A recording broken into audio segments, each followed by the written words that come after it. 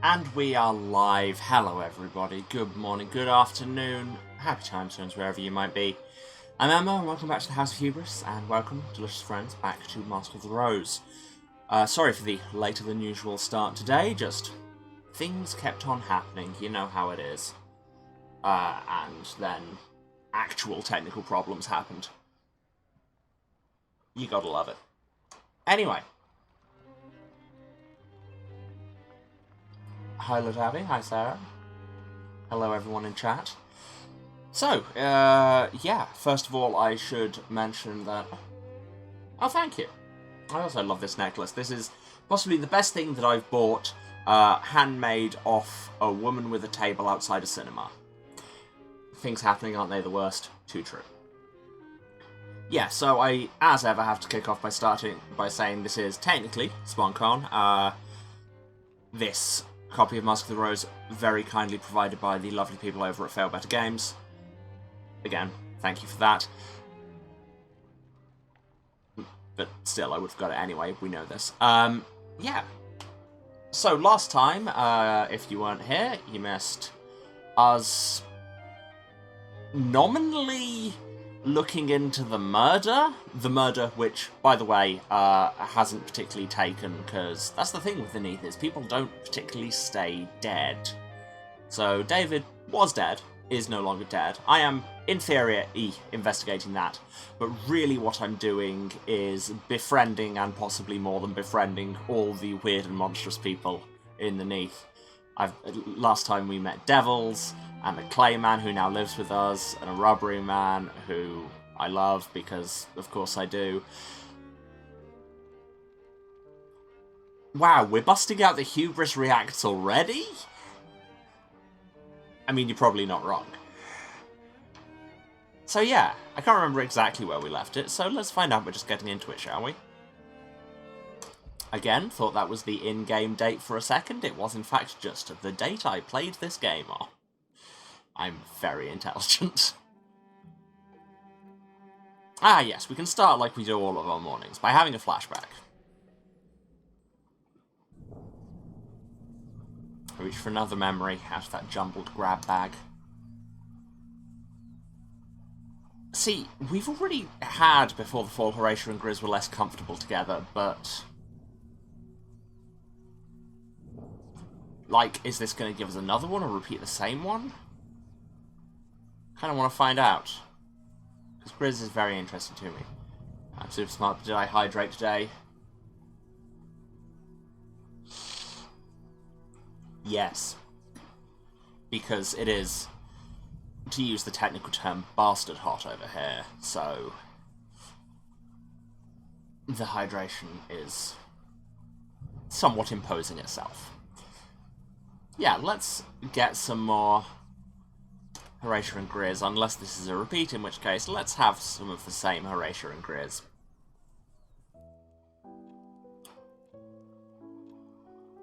Okay, now this is a new scene. Grizz still looks super weird in a dress.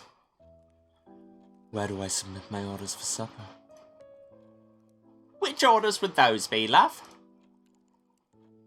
Concerning what I would like to eat, so that the housekeeper can prepare it. This isn't Claridge's, child. If you care to dine in, you'll have the same meal as the rest of the lodgers. And it'll be what I fancy cooking that day. Oh, in that case, I'm content to leave the matter in your hands. My mother always did say that it wasn't ladylike to leave the poor housekeeper with the responsibility of choosing a menu. So I thought... but I imagine on reflection that that's for when one has guests.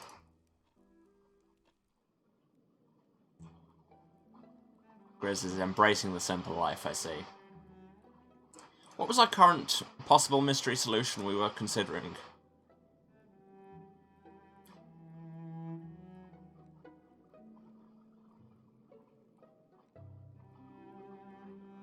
Ah, yes, we have Ivy killed him using poison cloth. Because David sold her tainted contraband. So we shall see. If that's even close to the truth, or what information we can get. Let's head out. What can we do? Take some pages to pages. We could ask Milton about whether Ivy had the means of murder. Why would he know? I suppose he...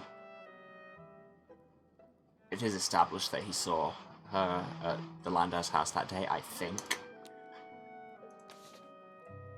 Ah, yes, we had an errand to run. We have to go and take this amber brooch to a merchant. So let's go see Ivy again.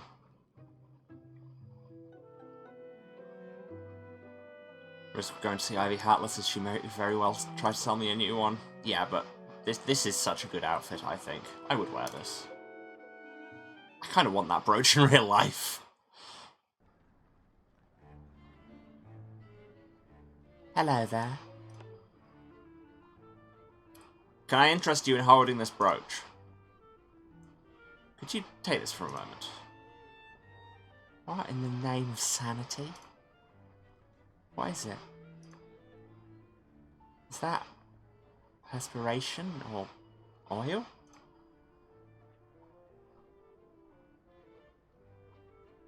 She seems like the kind of person who would respond well to a dare. Why? You afraid? I fear very little, aside from bad hygiene. The ruin of my profession. It looks like it wants to be out. Ruin of her profession, both presumably as a fabrics saleswoman and as a sex worker, which she is all but explicitly. That's good enough for me. Demanding little thing. Suppose it's no worse than a hatbox full of sick. Why were you handling a hatbox full of sick? Presumably because somebody was sick in a hatbox. Which I have been asked to handle before. I can hardly recommend self-employment. It feels warm. I assume not from your mitts. Curious piece. It feels like it's friendly somehow. Like I'm meant to be touching it. I wonder how it works. Here, take it back. Worry about the purpose, thank her, tell her... you know me, I'm free information. It comes from tunnels below London. Ivy listens intently. Lots of them down there, you say? Are you going to go and try and rip off the rubberies? Don't do that. Maybe I'll pay a visit. Get more practical shoes than these first, mind. Wouldn't recommend they come up here en masse. You know what people are like. And they've more of this amber, you say? How interesting. Now, do you have anything else on your mind? There's a brief lull in the conversation. Flirt, ask about work. Buy things, I have 3 shiny cursed pennies.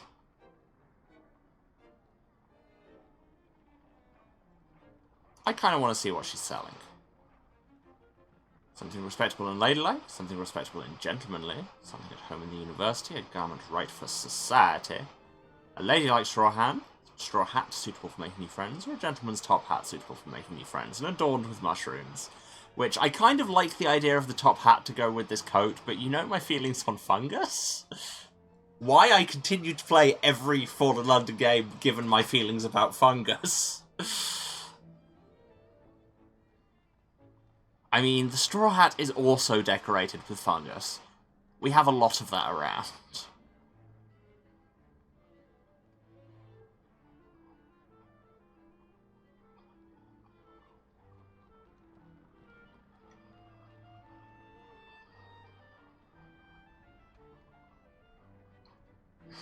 Do I just embrace the local fashion now? Yes, I do. An exceptionally off-the-mode piece, trimmed with mushrooms, as style currently demands. As was the fashion at the time. Overpay, offer a fair price, offer a low price and hope for the best, or don't buy. A fair price. I'll give you 2 pennies for that stylish top hat with mushrooms. It's a fair price. Grand and exotically trimmed. The sort of thing to wear when I want to get to know someone better. Don't ask me why, but I've taken to you. Might go off you again once I know more about you. But for now, you seem right enough. And if you wanted to come back and visit around the market, I wouldn't kick you away. Now and then, mind, I might ask you to pretend you're buying something. Maybe you could comment loud on how good the workmanship is. That'd do. Character art in this is amazing, you are correct. Accept to seduce, accept to romance, indicate my interest, but only in friendship. Or make it insultingly clear I'm not even interested in that. I like Ivy, I must say. It's possible she killed a guy.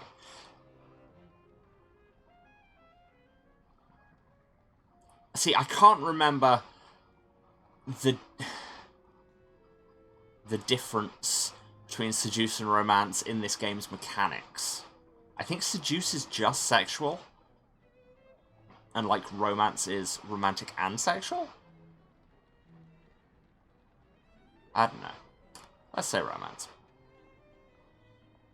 I'd like that. That suits.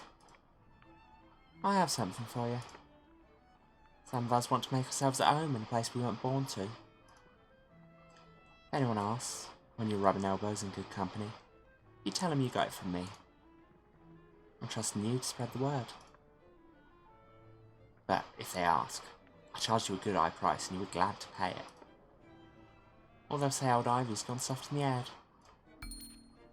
Oh, I bought clothes, so I get free clothes. Warm, handsome and hard-wearing, inspires a lofty attitude and an inclination to protect the weak.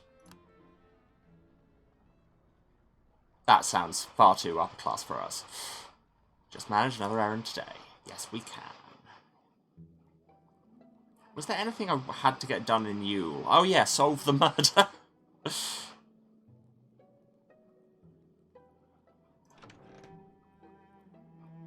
But I am also very much enjoying just wandering around doing other engagements.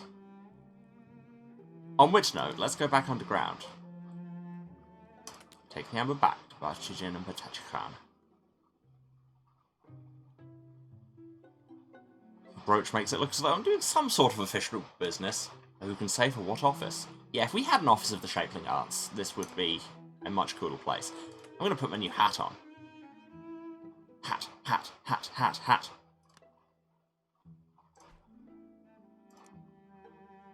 Yeah. Oh, or do we want to wear our new clothes? I am to all appearances dressed for a club for monster enthusiasts. Sold! I mean, I know that they're saying club as in kind of the Victorian gentleman's club way. But yeah. You ever just get read by a game?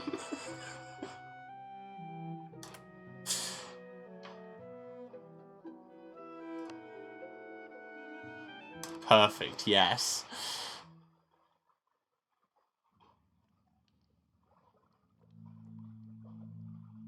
Oh yeah, I forgot, I pissed Budgin off by suggesting she was being jealous because she was clearly being jealous. Good afternoon, Sarah. Patachikhan burbles a greeting as well. Yeah, Amber. You remember the errand you gave me? If you have the amber with you, I suggest you return it. You might burst otherwise. Risk annoying her to learn more about it. I mean, I've already annoyed her. And if I said the amber had been destroyed... Destroyed how? Oh, it melted. I left it by the fire and it melted away. Unlikely. Very well, I ate it. There's not enough food above, and You look like a fruit. We will give you another one and you can begin again. It is not a gem that cannot be copied. Our resources are not as fragile as that. But you did not eat it.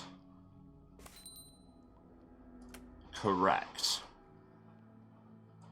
And apparently I've given it. Tachikhan grasps it as one would a pine cone. What does that mean? How particularly does one grasp a pine cone?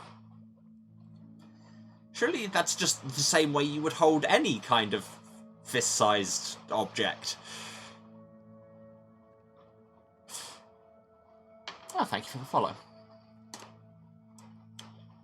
Tachikhan makes a series of surprised honks. I suggest a new possibility has occurred. The tenacity of the merchant is remarkable, as is her doggedness in pursuit of her ambition. Yet there is a grabby, mercenary quality to it I cannot approve. Still, it puts any doubt to rest. Commerce in this city is nascent. The locals subsist upon a crude barter economy. The time is not right. Tachikhan emits a large, excitable warble. It indicates insistence. Ugh, right this instant. Forgive me, I need to evacuate the essences from the amber. I shall be back momentarily. He makes a series of burbling squeaks, escalating in pitch, volume, and duration. I'm given to understand that he sees London as a great marketplace. He continues to make energetic pipings, the origins of which are best left unexamined. I get the sense that he believes if everything was for sale, then it follows that his status as an outsider is too. Ah yes, the old give them enough money and they'll stop marginalising you tactic works perfectly every time. He makes a percussive noise through the application of several tentacles into each other at studied intervals. I'm to understand that through the means of a commercial enterprise, he would find his way to the hearts of Londoners. I'm getting very nuanced understanding from this squib man I've known for like 3 days. He hopes that I might assist him in securing such a license. There are few authorities in London who could furnish such a thing. That was less viscous than previous. But I was told this would be a viscous request. There was a clip and everything.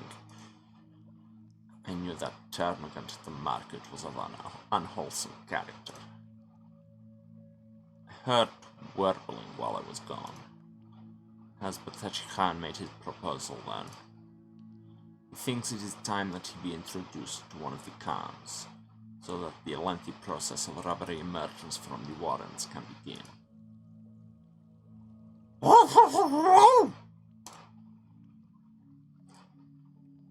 The meaning is clear. This is not what he meant, at all. Barchushian glances at me, as though for support. We hoped as the first person... But also, we hoped as the first person to encounter Tachikhan in this city, that you would advocate for him with the Khan of Books. Say, I don't think that's what he said, or ask what this would entail. I'm not convinced you're correct here. Are you sure you caught the meaning, then? Promise to repay frankness somehow in the future. Stand closer and ask again. Just, most of the time that's been read as kind of flirty, but just this time, just stand inches away, just death stare. Are you sure that's what he said?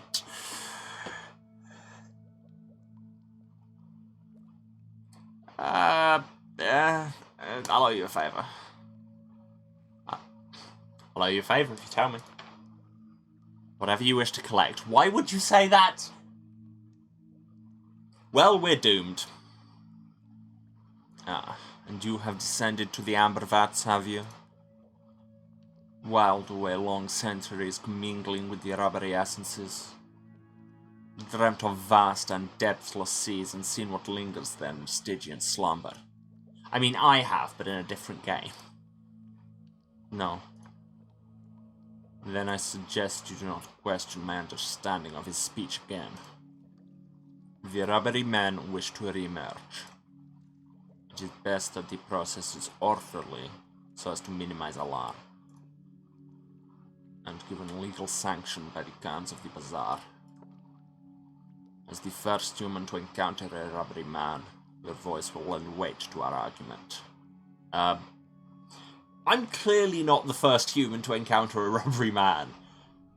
Have you looked in a mirror lately? As I say, the emergence will take years. Decades, perhaps, in the deepest reaches. Batachi Khan makes an aggrieved honk. He need not wait. A shop of his own. Now. Once permission is granted, we can return to the rest. Establish communion, commingle essences, perhaps even re-establish the old vats. Batachi Khan makes a wheezy, deflated gurgle. He makes a forlorn second attempt.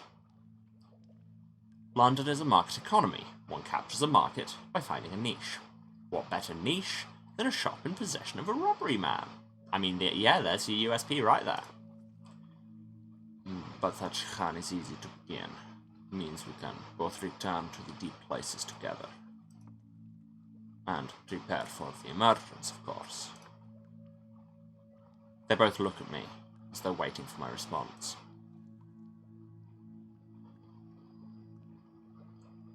Promise Batachi Khan I will ask Mr. Pages to help establish a shop. Promise Bachin I will ask Mr. Pages to sanction the re-emergence, or say no. I mean...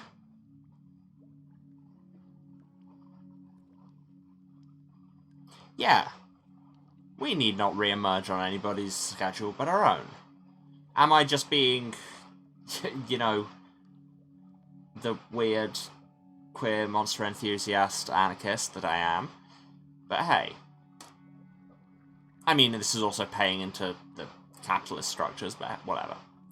I will help Batachi Khan open his shop.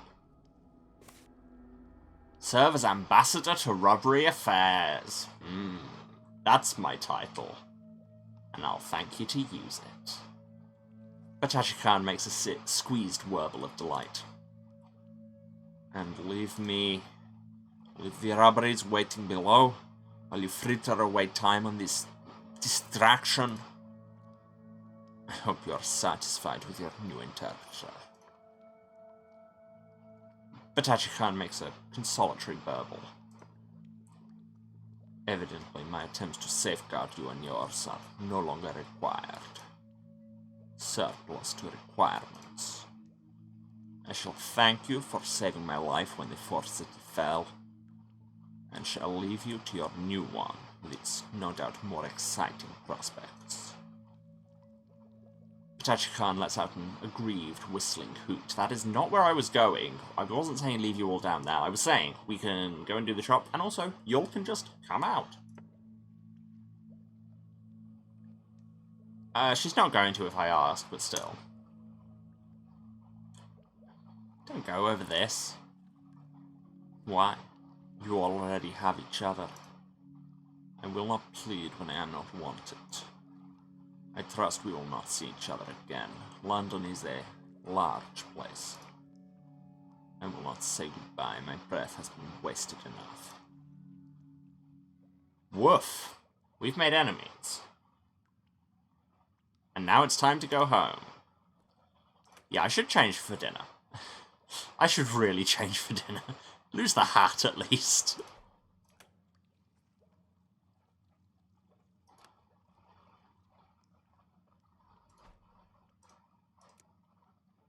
But I do really like this brooch.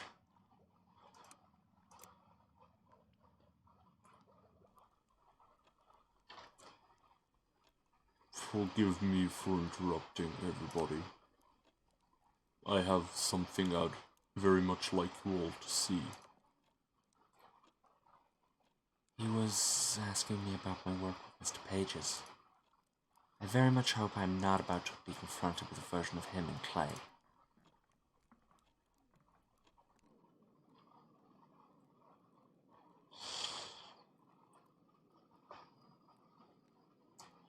The dolls are lifelike, but imprinted with cheeky caricature that reflect the essence of the original. See, that's more like it, out of that uncanny valley. I hope these are to your liking. I took inspiration from a show near Hogs Lane Market I saw. It involved marionettes and what I took to be a crocodile. No, don't be influenced by Punch and Judy shows. Don't do it. Among the worst things to be traditionally, quote-unquote, traditional English culture that everybody loves. Like, a tier below colonialism and murdering everybody and stealing their stuff. But maybe only one tier? I hate Punch and Judy shows. And they're not even English, they're French. They're conguignol. Anyway. That's between me and my therapist I don't have. These are entirely charming, Mr. Mars. Yours has a nose in the air, Grizz. I did not notice that. Look, yours is wagging her finger, telling somebody off, no doubt. I believe she's emphatically making a point, that's all. I think these will do nicely, Mr. Mars. I will not be weirdly racist. I will not encourage discussion of Punch and Judy shows. Yes. They are a fine example of their craft. Oh, and you have so few to compare them to. I think they're wonderful. Indeed. Even if I'd seen 1,000, I'd venture I'd find these three my favourite. I am glad my work has provided satisfaction. Suppose I have differed from my King's Own project in one crucial respect, however. I could not keep from including your particulars in the project. You are all so fully formed already, I couldn't help but include your character. I suggest you prefer to blanks. No, that character is good in art. No, I think this was the right way to go about it. I am glad.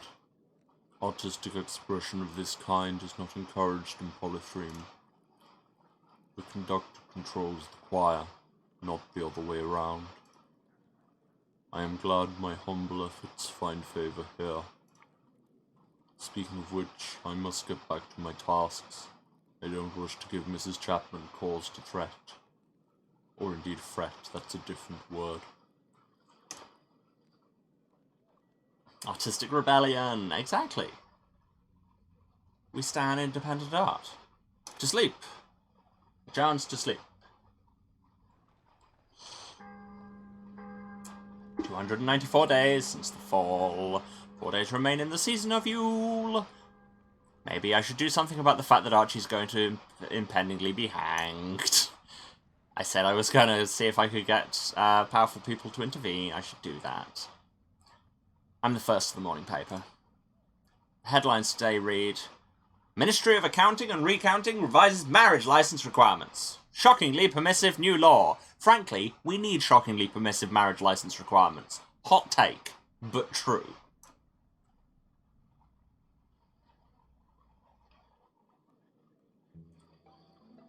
If you are shocked by social permissiveness, maybe you are the problem.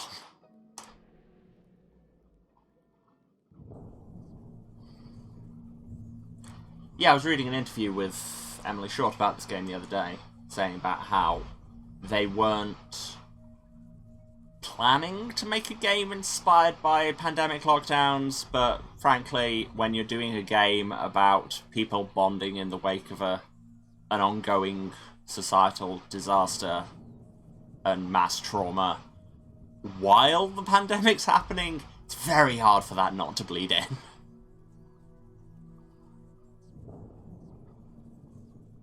I reach for another memory.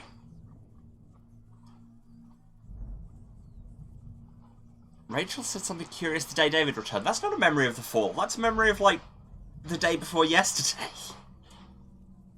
Let's go for the early one.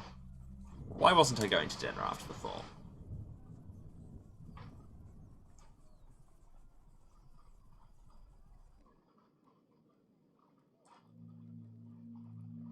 Are you ill, my friend?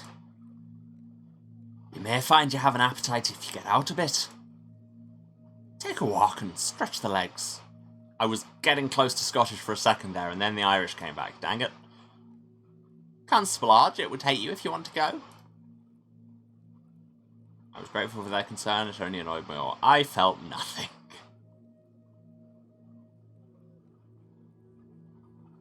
Are we dealing with some post-traumatic depression? I think we are.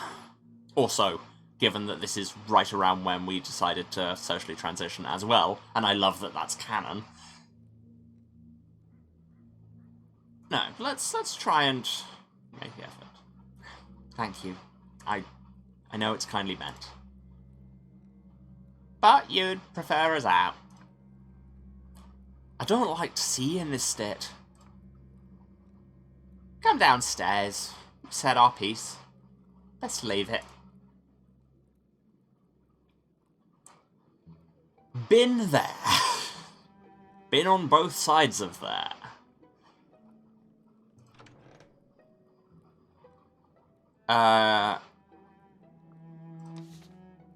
So, right, if we want to introduce potential counter pages, we go there. Give pages sensitive forms. I no longer seem to have the option of seeing if I can convince one of them to intervene with the case. Go and flirt with Ivy.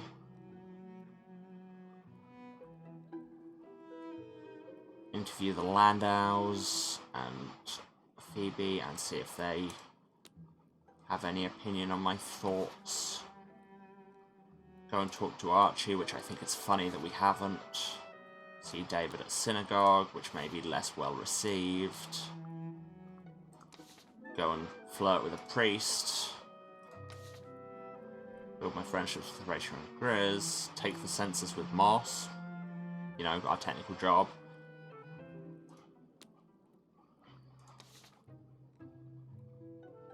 Present my theory of the murder to Harjit. Oh, well, I mean, I could actually, yes, go and hand in this thing he asked me to. Let's do that. Why not? I mean, I know the answer to why not is because F the cops, but hey. Doesn't much matter what I'm wearing for this particular task, but thinking about it reminds me, I don't know exactly what will happen after I do it. Harjit may act quickly or unexpectedly. There are other things I mean to do, errands owing to anyone else. Perhaps I'd better see to those first. Okay, let's not do that. Love it when a game's like, are you sure you want to do this? Nudge, nudge, wink, wink. I'm going to change my thoughts, because, you know, if we're committing to making out with Ivy, maybe we shouldn't also be trying to set the cops on her.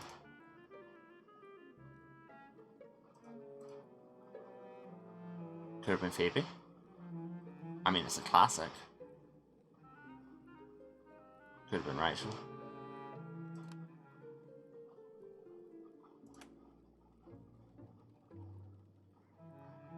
That's new. In Matters of the Bizarre. Question of lovers.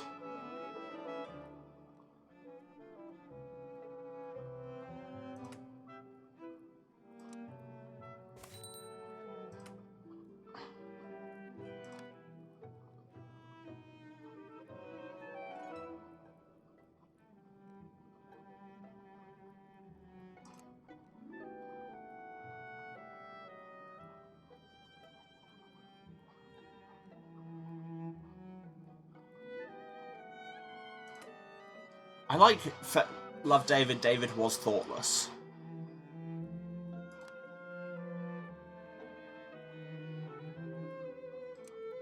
Bought rare ingredients for a supplement to make me to fall in love.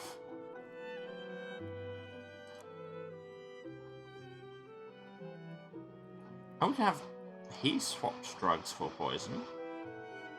but none of these really make sense in this case.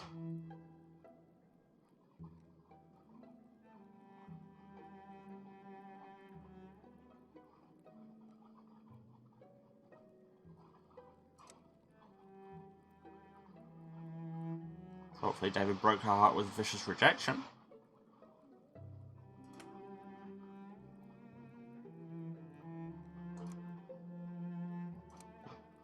Hope for vengeance, poison David. It's interesting that made honest mistake is also a theory.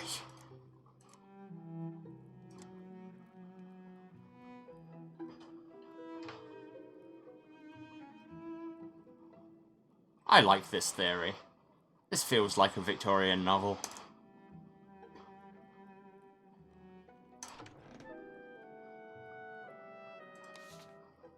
And now that I'm not accusing her, I could ask for Ivy's perspective on it. Interrogate Milton about David's lovers. That sounds very interesting.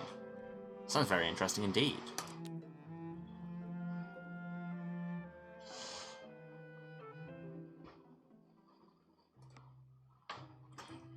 I should put my hat on.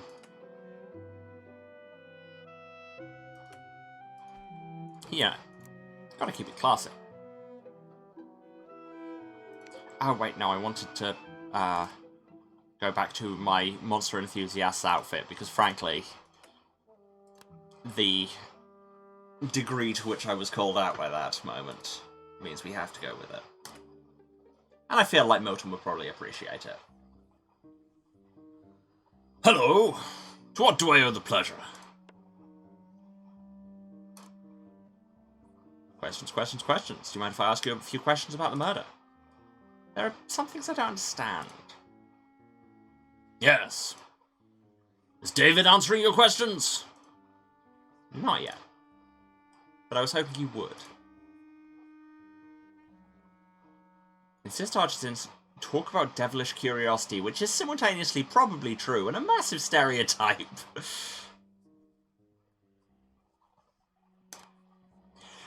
It's no affair of mine, but I'm curious. That's reason enough for me. It's the only sort of reason that would ever motivate me, I know. Sometimes the stereotypes are true, especially when the people you're dealing with aren't human.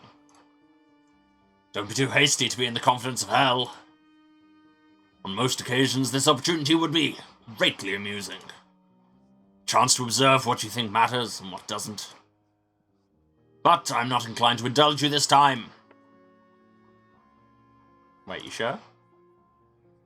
You sure you won't speak to me about the murder? The wrong person's accused. You haven't earned our trust. Too tired to entertain such requests. Well, that was a morning wasted. No one speaks for a moment. Ah, but now we can get to know him. Ask about work. Respond with protective kindness, respond condescendingly. Both of these seem like they would go badly. I'll just... protective kindness is good, right? There's nothing for you to worry about. No doubt you employ yourself in a variety of interesting ways. I am a gentleman of leisure. I've devoted myself to cultivation of the arts. No doubt we'll meet again, Sarah.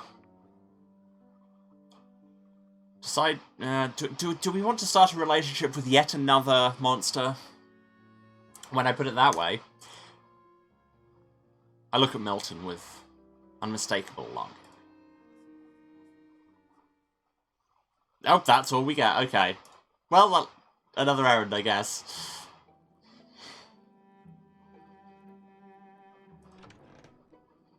Good use of a morning? Question mark.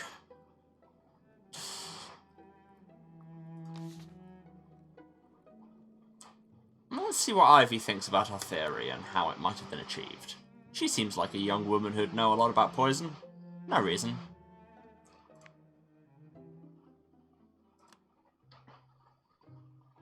I'm not just romancing all the monsters in the game. There are 2 human women I've also made it very clear that I'm into. Because all the characters I play are pan disasters, because I have range, but not that much. Good afternoon, miss. Well, it's superb. I wish the rest of London had tastes as advanced as yours. You gave me this hat. No, wait, I bought this hat. You gave me this cloak. Suggest an unknown we talk about Phoebe's motives. Lead into this. Could Phoebe have had a reason to want David Landau dead? Phoebe? Now there's a woman who could learn a lesson from my old man. I do not see she's mad in love with him, and she's never had anyone to love properly before. She's got a budget stored up, all the love she didn't put into a father or a brother or a sweetheart when she was a girl. She's set to spend it all on him, if he'd ask her for a groat of it. After the route to the surface was found again, he spoke of going back above, and she begged him to stay underneath. You look like that's a bitter word to you. Perhaps she'll set her heart on you. David hasn't given her much in change for it. Yes, this is kind of where I was going. But method?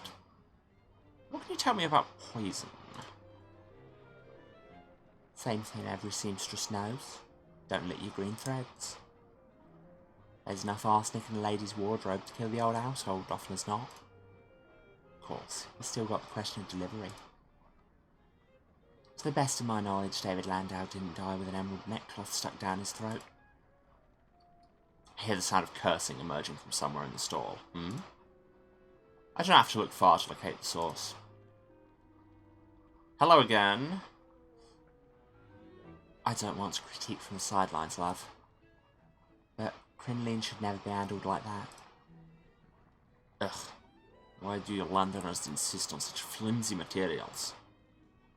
You cannot say it is for the weather. Even in Karakoram, when you have your island, the sun had never lain eyes upon. Wow! I'm gonna go out on a limb and say that no, people in, like, 11th century Karakoram or whenever it was probably didn't have strong opinions about British weather. Well, we're all down here now, aren't we? And you're in my employ. What? So I suggest you learn your crinoline from the plimsolls. Only if I can use your parasol to skewer another customer who talks back. Oh, it's you.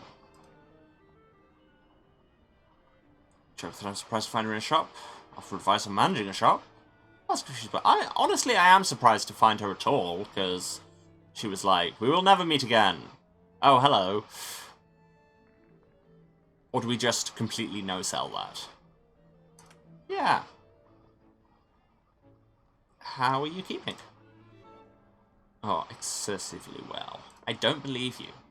Here I am, bearing disagreeable hats with disagreeable customers.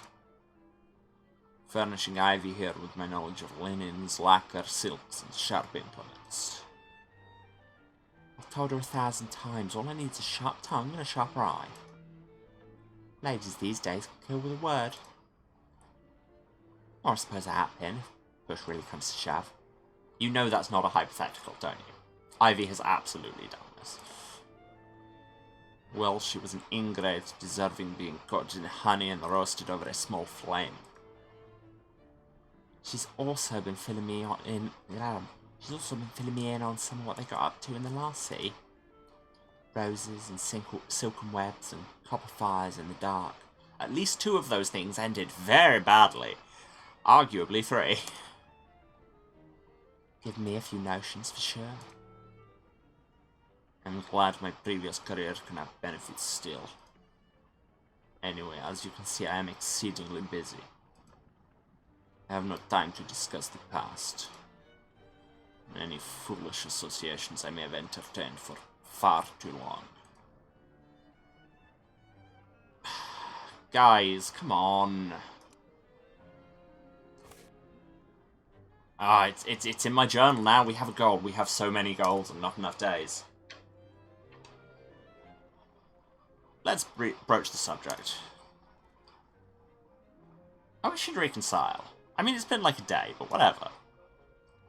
And I wish I were the wife of Prester John. If Batashi Khan wished to reconcile, he can squelch his way here himself. No, I haven't the faintest interest in how he fares, and I'm certain it will all end in disaster without me. So be sure to tell him no such thing.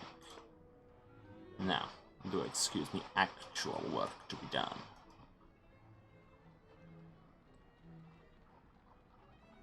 Her notes on the fashion of the Neath, talk about the things that interest her. Sure. Wait, is that Butchkin or Ivy? All of Ivy's secrets belonged originally to someone else. Some are confessions told her by Neath dwellers who could no longer endure the burden. Some are shameful memories or embarrassing dreams, or the acknowledgement of a past crime. Surely those are all also confessions.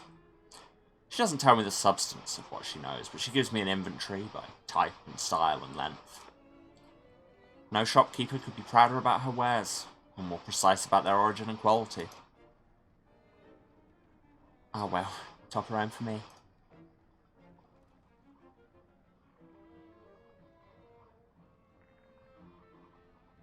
There's suddenly many options. Decide not to romance Ivy, decide to kiss Ivy, I am in love with Ivy, I no longer have romantic feelings for Ivy, we should be friends, my opinion is unchanged, my feelings are stronger than ever.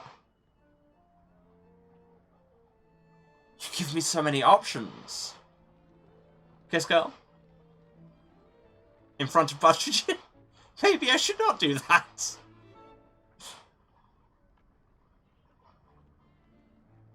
Ah, we do bad ideas here. I give Ivy a provocative look. It's almost time to eat. I'm not sure those two sentences should have been next to each other.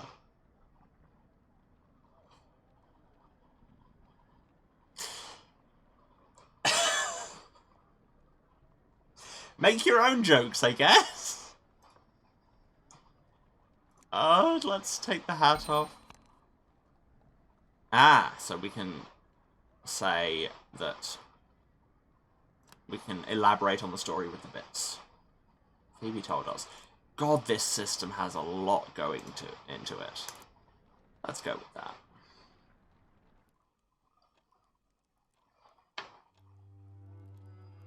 Archie's absence is a coldness in the air. No, that's just because it's winter. I've been getting new supplies. New supplies? Yes. A humid, fleshy odour rises from the basement if I stop in the stairwell. Yes, and this is another thing if you missed last time. There's a tentacle in our basement, and Horatia, our landlady, is increasingly becoming the house. It's very weird.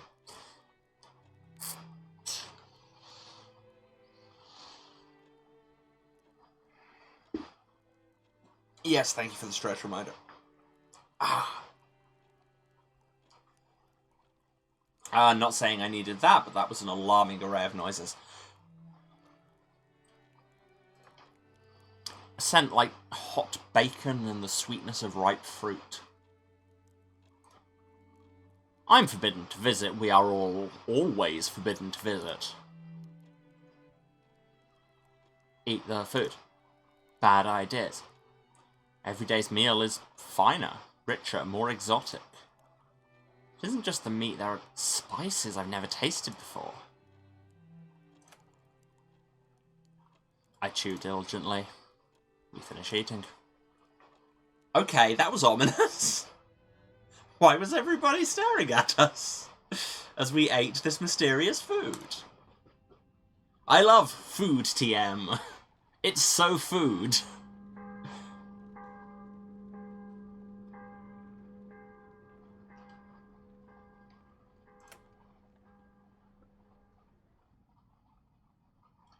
Grizz leaves me the newspaper after she's read everything of political import.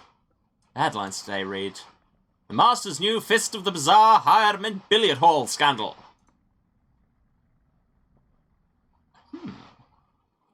As opposed to Bazaar of the Fist, which is what I'm going to call a boxing gym.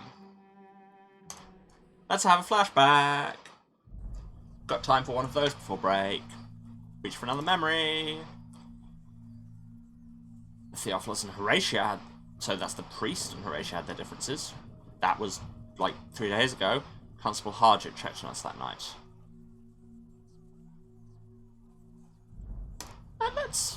We haven't seen Theophilus in a while.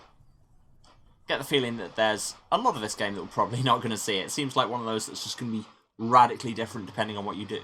So, someone had come to ask Archie about the Christmas services. Theophilus? May I rely on you, then, to read the second lesson? Ugh, if I must, but... The sacrifice of Isaac? No. That is to say, yes, that's the right lesson, but he isn't sacrificed in the end, of course. That, naturally, was the miracle. Am I remembering Archie right? That's an interesting thing. Or he's a little less condescending now. I mean, we've barely seen him. Maybe it wasn't even him? Interesting that we're already doubting our flashbacks. I've always been more partial to the fourth lesson. Ah, but consider how the second lesson ends. Your descendants would take possession of the cities of their enemies. That's the verse I most dislike.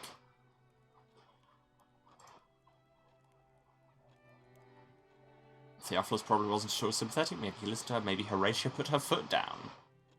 I like where this is going, because it sounds like she's just being anti-colonialist, which should be expected as a person of colour in Victorian London. When we come to that part of the lesson, I may have a fit of coughing. Wouldn't be surprised if no one can hear it at all on the night. It's not easy being vicar when one's parishioners are all as stubborn as Pharaoh.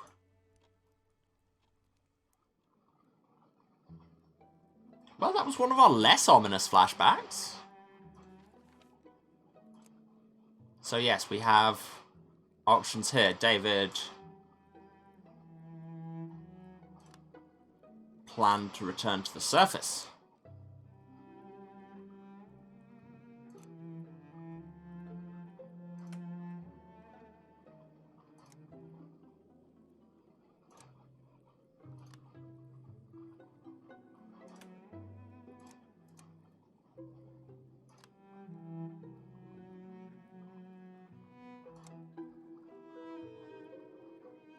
And you can say she asked him to stay below.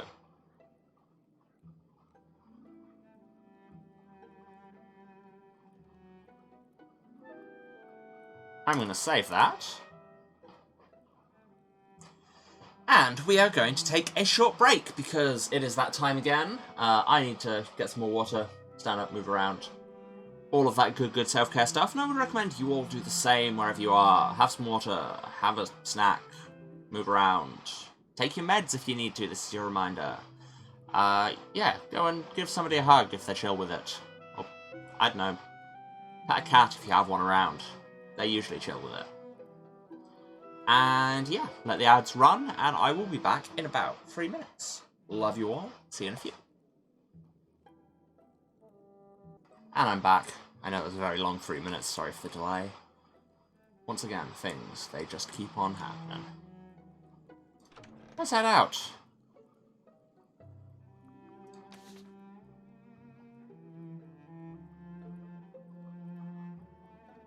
I could just go and confront Phoebe with it. Interview Rachel about possible murder methods.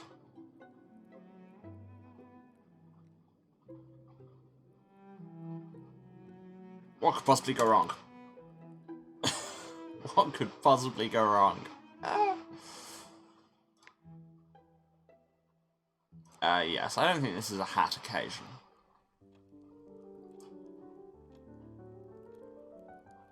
I want to speak again. Just a moment. I wait while she finishes her chores enough to take a moment with me. Outside, apparently. But questions? Sure you won't speak to me about the murder? Not every truth needs speaking at every moment. I said I wouldn't. J'accuse. I lay my theory out. I didn't do any such thing. I never touched Archie's medicine bottle. So if that's where the poison came from, then I'm innocent of all of it. For a moment, no one speaks.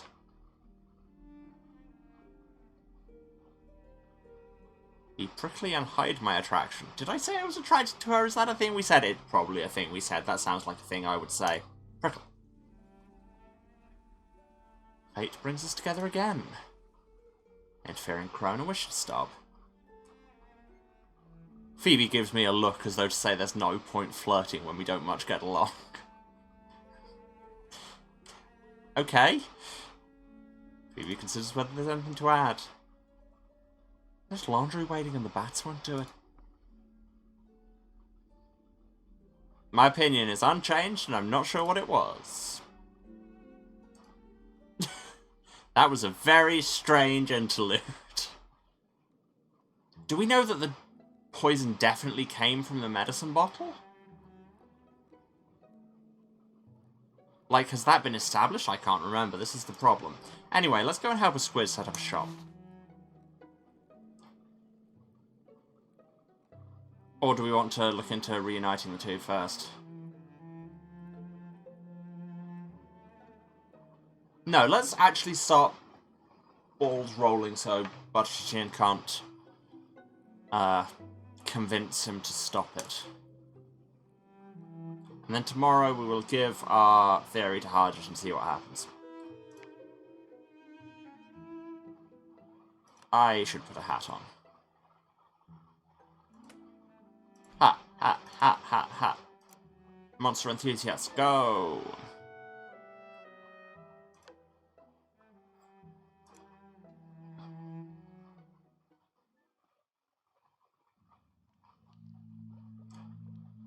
Hitachi Khan burbles a greeting. Hitachi Khan wiggles his tentacles with nervous anticipation. Are you ready to meet Mr. Pages? Hitachi Khan makes a lonely warble. He's happy to go. He only hopes Butterchin does not appear to ruin everything, as is her wont. Wow. The passive aggression on every side.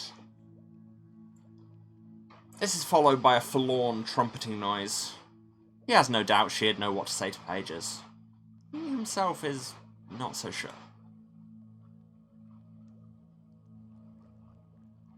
Suggest she may change her mind, or suggest he rally and achieve the wish. Go on, do the thing, plus ultra. Mr. Pages is not known for an excess of patience. A brave little warble follows. Hitachi Khan is as ready as he'll ever be. Anybody else grow up watching The Brave Little Warble? I love those films.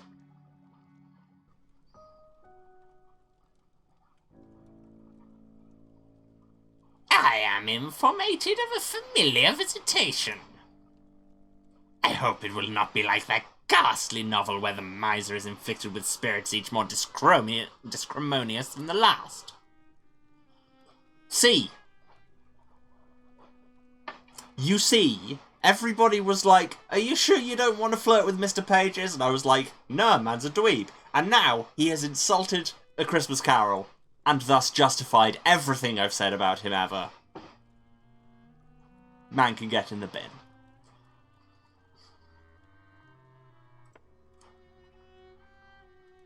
Hitachi Khan makes a shy warble. It conveys a sense of distant acquaintance cautiously renewed. That's just called the internet. Ah, the ententacled ones. I had not thought to see you again. The past resurfaces in the most unexpectual ways. I hope the stitchments of past and present will not cause undue raptitudes. Remind him of the plight of the robbery man, or introduce them. Plight. I don't know. I believe they were not treated well in the last city.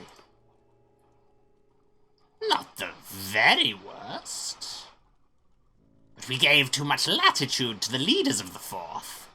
There were such devisements before the end. It is why I have such hopes for London. This time things shall be managed much more judiciously. Judiciously, that's a word now.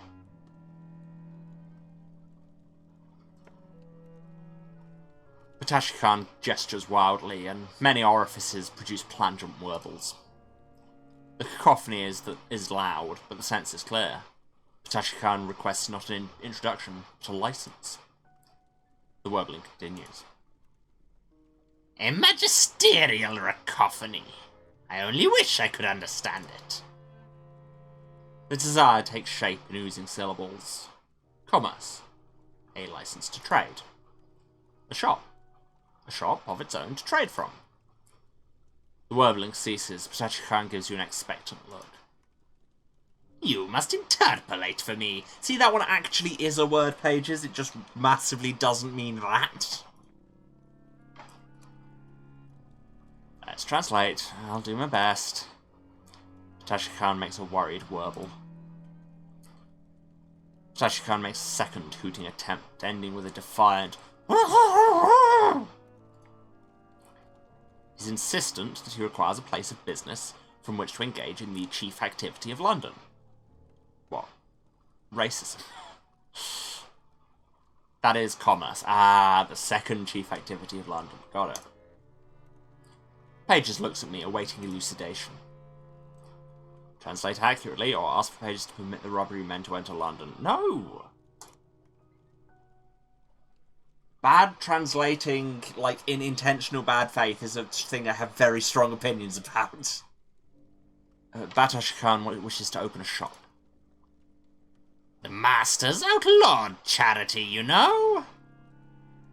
That's interesting. That hasn't lasted into the Fallen London timeline. Like, time period. Despite the evident excitables around the proposalment, I can see many flaws, obstacles, and errors. Commerce grows slowly, economy not yet stabilized. To allow competition into such a fragile ecology could prove disastrous. It is with a full heart I must decline, but it seems prudent that a more managed rapprochement between robbery and Londoner must begin. With you already, and with also, and with you here already as an embassy, I believe the process may begin. I shall send clerks to bedevil you shortly. A capricious day to you all. Again, that actually is a word, but I don't know if it is actually what you mean. It might be. Sadly, it might be. Ptashi Khan makes an anguished honk. There's a determination in his tone. But there's no blame.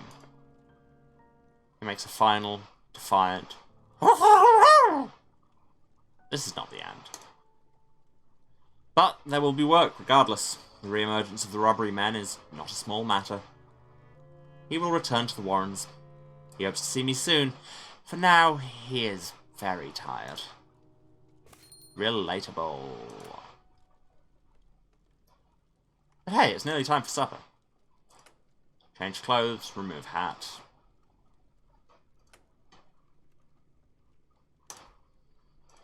Ninja Trickster with a raid of 8 people. Hello. Hello, Emily. And everybody else. Welcome to the House of Hubris. Welcome to Mosque of the Rose. We're flirting with a squid mostly at the minute. It's pretty great. Also, in theory, trying to solve a murder, but mostly flirting with monsters. Because it's me. Playing Tears of the Kingdom, that I haven't seen much of it, because fun story. I played Breath of the Wild, and I was really enjoying it, and then the tutorial finished, played a little bit more, got to the bit where you get your first horse, realised how big the game was, had a panic attack, and have never gone back. One day I might go back to it, but I've been avoiding watching any Tears of the Kingdom for some reason, thinking, I don't know, I might go back to Breath at some point. There are many games. There are so many games. But I hope you're enjoying it. Everybody I've seen says it's excellent. Where were we? Archie's trial is scheduled in 3 days' time. If there's anything you had to tell me about it. Further evidence against our friend? Or further alibis. You're intruding on our supper. Tell him I found a solution and we'll bring it soon. Soon come. I've worked out the truth. I'll bring it to you. The truth is a big statement. You know where to find me. This would not be necessary if he'd given us warning. Archie could have gone into hiding. There are ways. Under the sea, within it. You started being a lot more ominous since you became a house, Horatia. But I agree. Hardrick knows them better than anyone. I have no patience. Coming here, putting the responsibility on us. If he has a bad conscience, let him repair the damage himself. Okay, I'm just gonna eat my food. Chew diligently. Dinner over. Awkward. Go sleep.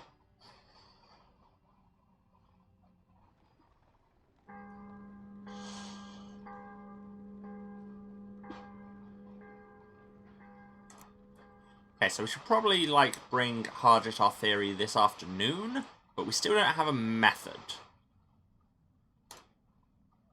Like, we have motive and opportunity, and the wise philosopher once told me that 2 out of 3 ain't bad.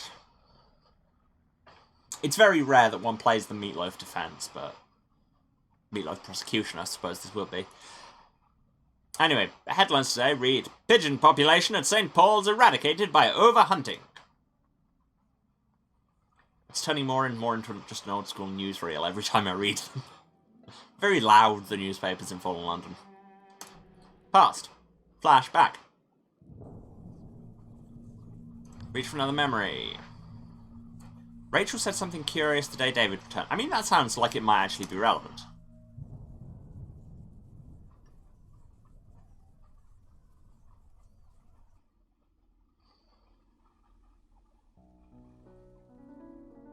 We were leaving the graveyard the day of David's return. In a scene that we played and perhaps would have made sense to see at the time, but hey. Of course, we didn't know yet that he was coming back. Horatia went home rather than coming onward to the Landaus with us. It's hard work grieving by yourself. We're meant to have relatives around. We're meant to trade stories of the dead. Part of our family was left on the surface, and part was lost in the fall. Part doesn't speak to us since Mother married beneath her, and part doesn't speak to us since we changed synagogues. And part doesn't speak to us because they don't like what I write in the Lily of London. It's very fractionated, our support. Almost entirely gone. Give the Judge Dredd overdub, but about Meatloaf. That is a reference I do not understand. I suppose I'll end by writing him into my stories, even more than he was before. He would have hated that. But I don't know a better way to do the work that has to be done.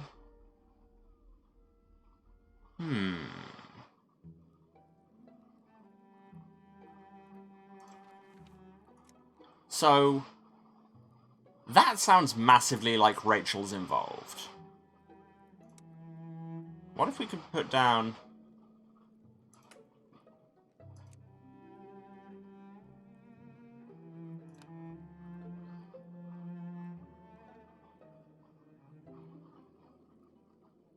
I have seen Dredd. It's really good. It's just been a long time.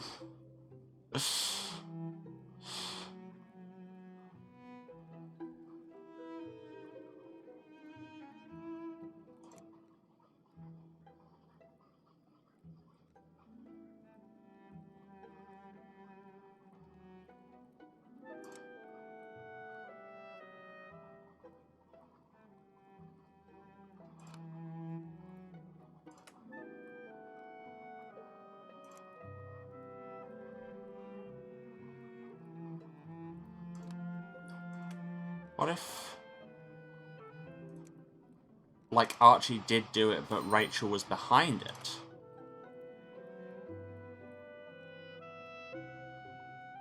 I'm not saying Archie was in love with David, although this is very possible.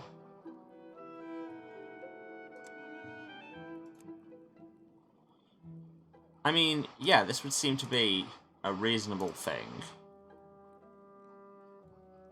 Saying that Archie knew nothing about it, but Rachel swapped the drugs for poison.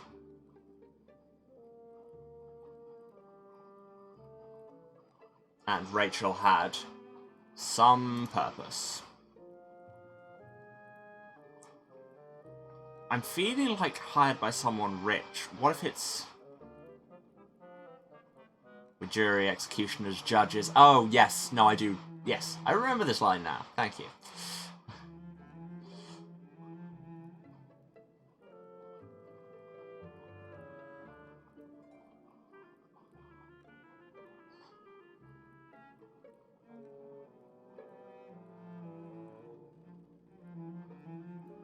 Or was it just that she wanted, she disagreed with how much he had opinions about her meeting devils?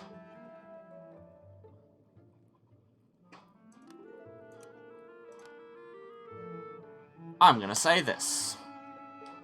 Basically, whatever happens, it looks like at least one of the women that I said I was massively into is probably involved.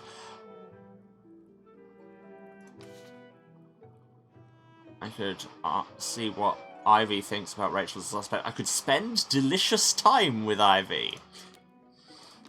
Delicious time.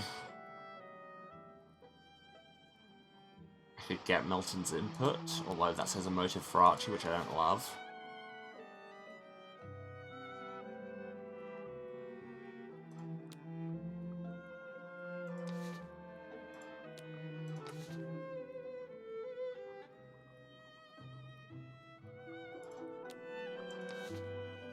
I could get distracted by Squid again.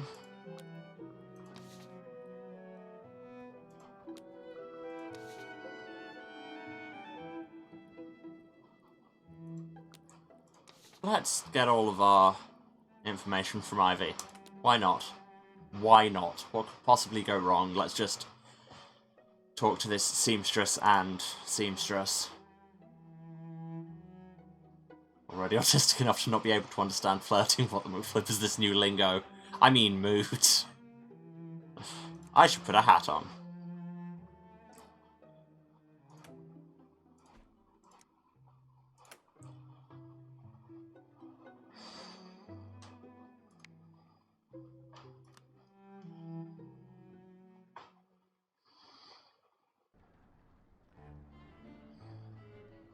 Sarah, it's good to see you. Your hat is impeccable. I bought it off you. Ask Rachel about motives for Archie. Game, I think you might be bugging. Rachel isn't here. I like my theory that Rachel might be the culprit. She and David did argue over her devil friend Milton now and then. I wouldn't... I did see Milton on the day of the murder, carving some markings in the base of a candle. Standing there in the parlour, shaping the wax with the end of a pen. He didn't notice me standing there. Sight of it made my hair stand up, so I backed out of the room again. Just making marks in candle wax. Nothing to do with Archie's medicine. But a strange pastime in a stranger's parlour.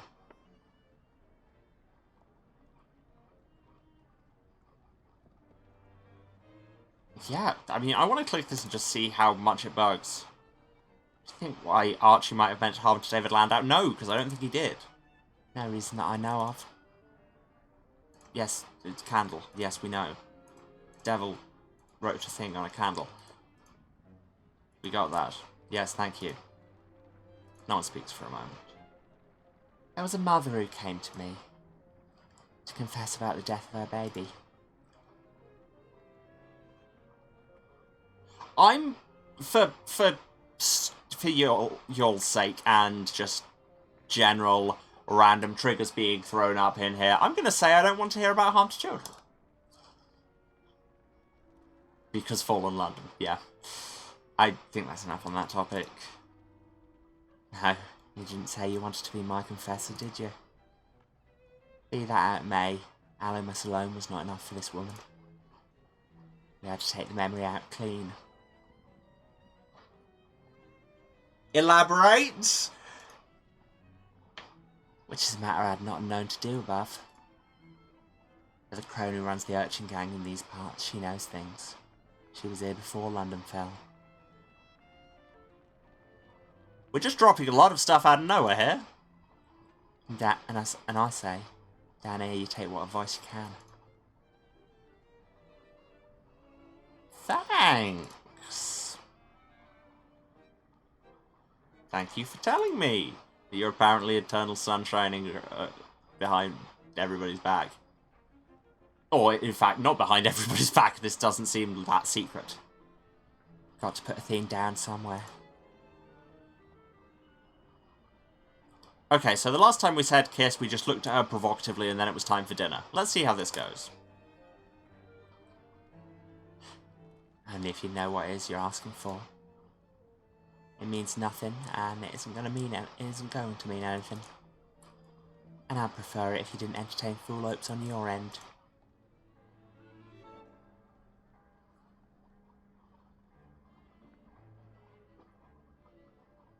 Now this is interesting.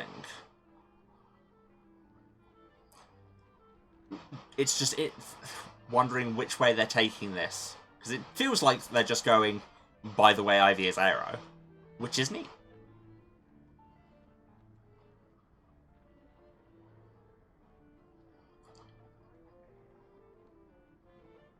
Yeah, sure. That suits me. How fortunate for me. We're going to be doing this in the market. We ought to charge a fee. Be smart back. Can't help myself. Used to be the constables would intervene if you conducted yourself like this in a respectable place. Only one of us gets to talk smart here. And it isn't you. Okay. The game is reading me again, oh no!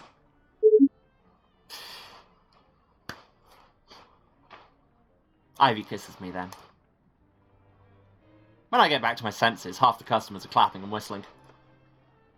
And a middle-aged woman with 2 daughters is hustling them away, cheeks flaming. So what you're saying is it was a success?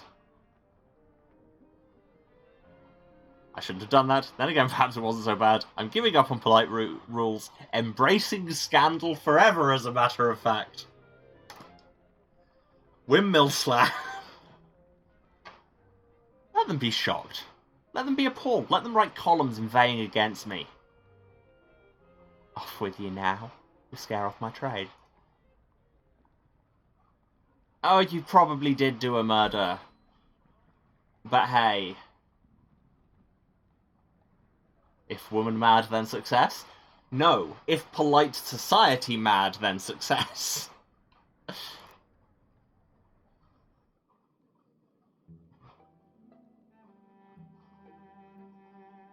So now have offered arcane aid.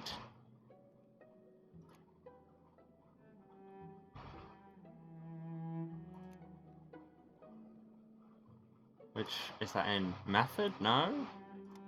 Oh, it's, yeah, there. No, also not there.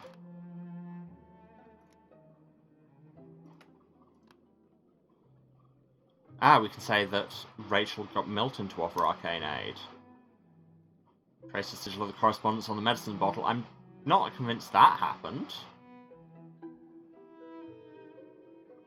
If society equals Karen, then mad equals success. Correct.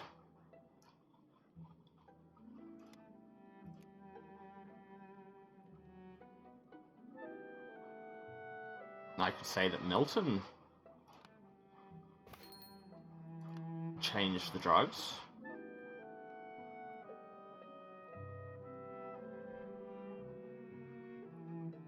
And offered arcane aid.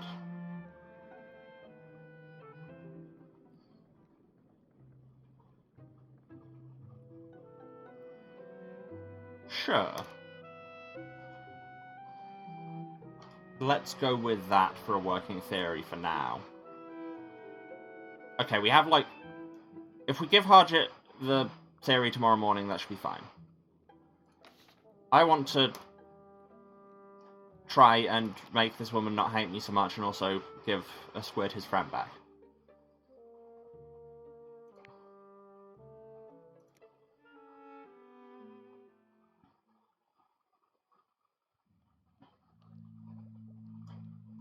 Batachi Khan burbled a greeting.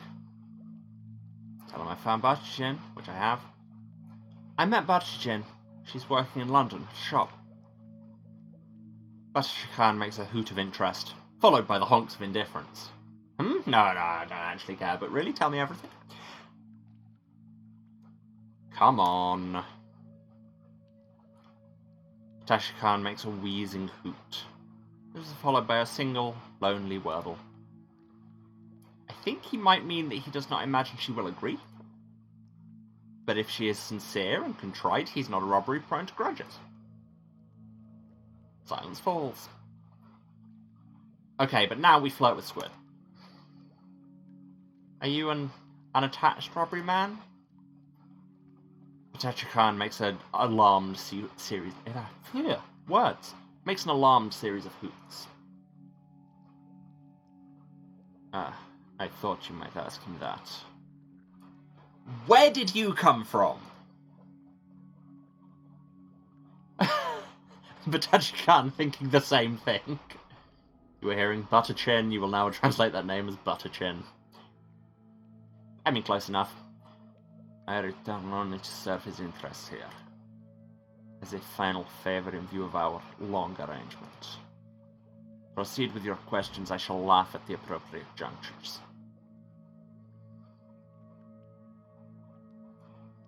That's a quote I could just have tattooed. I was going to say have it tattooed. No, I'm going to have that on business cards. There are complexities to the question. Robberies commingle. They have individual preferences and personalities, of course. But there is a collectiveness to their social ordering that can make separation difficult. Though Batachi Khan is more separate than most. Batachi Khan makes a series of complex honks that suggest either embarrassment or intrigue. He would like to know why you are asking.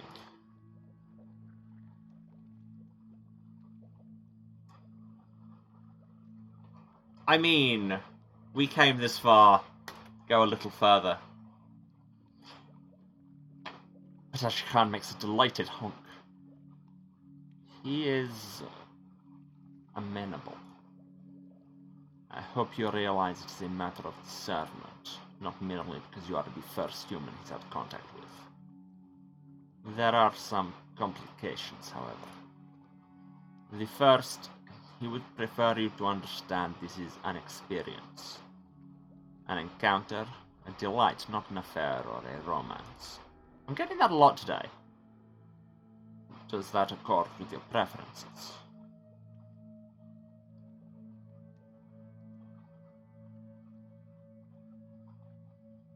I mean, sure. Sure, why not? This is clearly the kind of day we're having. Batachi Khan places one tentacle gently but firmly upon my shoulder. It squeezes, once. The second tentacle emerges and rests on Batachi-jin's shoulder. We come to the second complication. Batachi Khan and I have an understanding. Our separation is complete in all aspects with this. We do not discuss what has happened between us.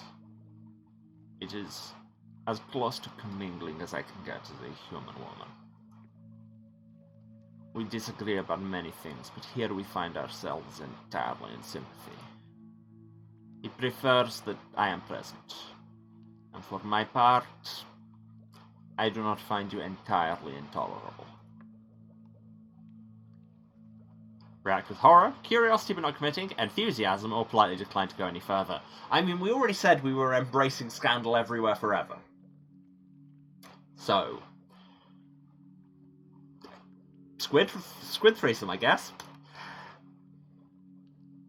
This just gets better. Really? Yes, I am a very interesting person. It's true. Really.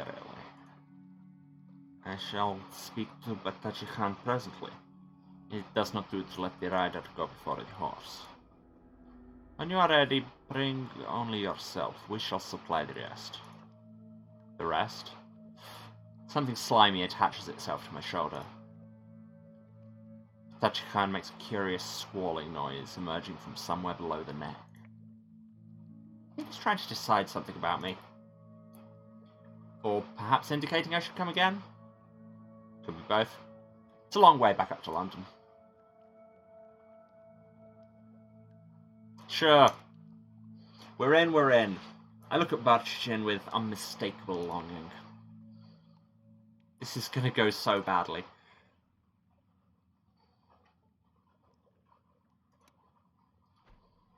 Hat off for the dinner table. Okay, and tomorrow, theory, Harjit. Accuse Rachel and Milton. There isn't much time left before Archie's trial. 1 day left.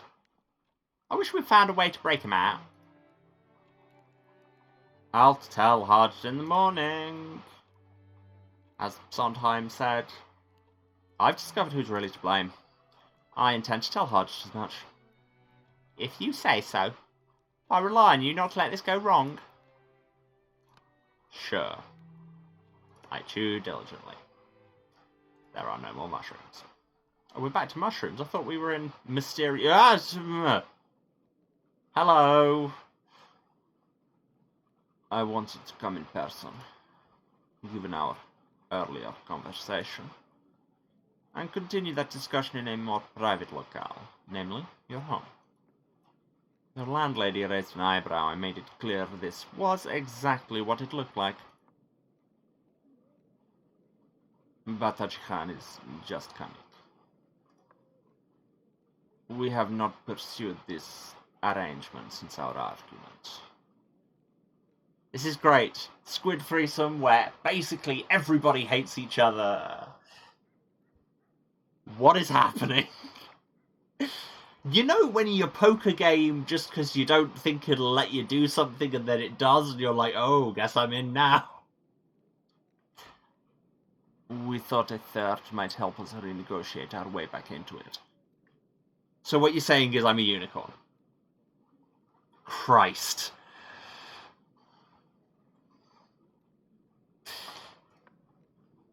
This is not an opportunity for you to try and repair the damage done. Everything that has needed to be said has been. And we did not invite you here to waste your tongue on conversation. Invite you here? Invite you here? This is my bedroom! It was an effort to smuggle us both through the streets. We saw much that might have diverted us. Do consider our presence here an honor. She takes out an ancient silk rug glistening with amber and begins to unroll it on my floor. This has much ceremonial value, to say nothing of protecting your flooring. And I do not trust that steading you use to support your bed. She begins to disrobe with a practiced disdain.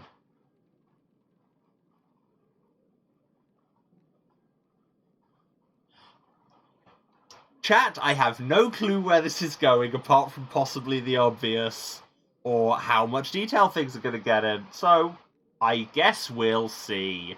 Be prepared for, I guess, anything. B. Annoying. B. Annoying.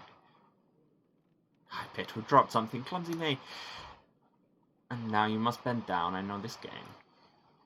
Though that is a surprise. Hey! Hello. That was a very weird camera movement. Good. We were about to begin. You recall our conversation on preferences and sensitivities? And I know that you recall mine as I remember yours. And I very much look forward to discovering our friends. Come closer. She douses the candle so as to avoid alarm, and Horatia's inquiry. And, of course, to satisfy her own notions of economy. Both approach. She's first, then you feel the first surprisingly warm touch of a tentacle upon your shoulder. Focus on my enjoyment, or Butchin, or Batachi-Khan. Very bold of you to assume I can't multitask. Very bold. Squid, squid, squid. For once, we'll not be in need of an interpreter. Game? Game, you were doing so well in the last couple of streams without CPU choke. Oh no, the CPU doesn't seem to be doing too badly, touch wood. The experience of a warm tentacle pressed, curious and alert upon bare skin is nothing I could have imagined. What follows is even better. The remainder of the evening is a delicious kaleidoscope of hitherto unimagined sensation. I was wondering when we were going to FTB, so clearly here. I learn both what it is to be a person of surpassing flexibility, and to receive the attentions of the same. At one point, as the gap between sensation and cessation blurs, I feel an undertow. That line goes extremely hard. I mean, it's not saying a lot to say that there are some very talented writers involved in this. But that line, chest kiss, mwah. My dreams are not my own. A tentacle lolls lazily against my bare shoulder. My dreams could be different tonight, if I wanted. Do it, do it, do it, do it, sea of spines.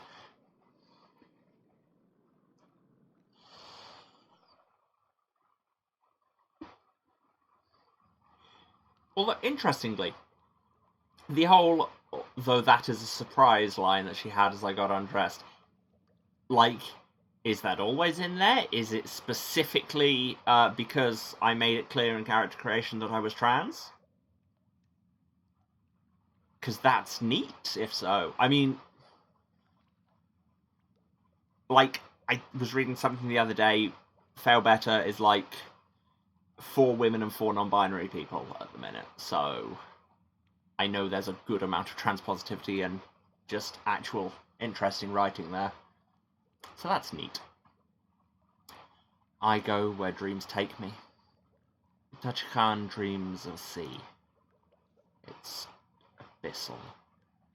Apcyan light washes the depths, a colour I do not know, but feel as sunlight. That's interesting, having Apcyan in the depths. Normally the neath colour in deep water would be Pelagian.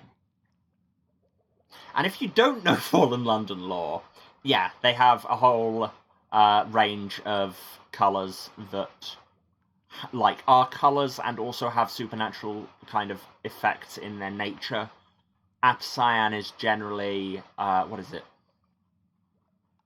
Apcyan is the light of memory, I think. Yeah, it's memory, but specifically memories of other places.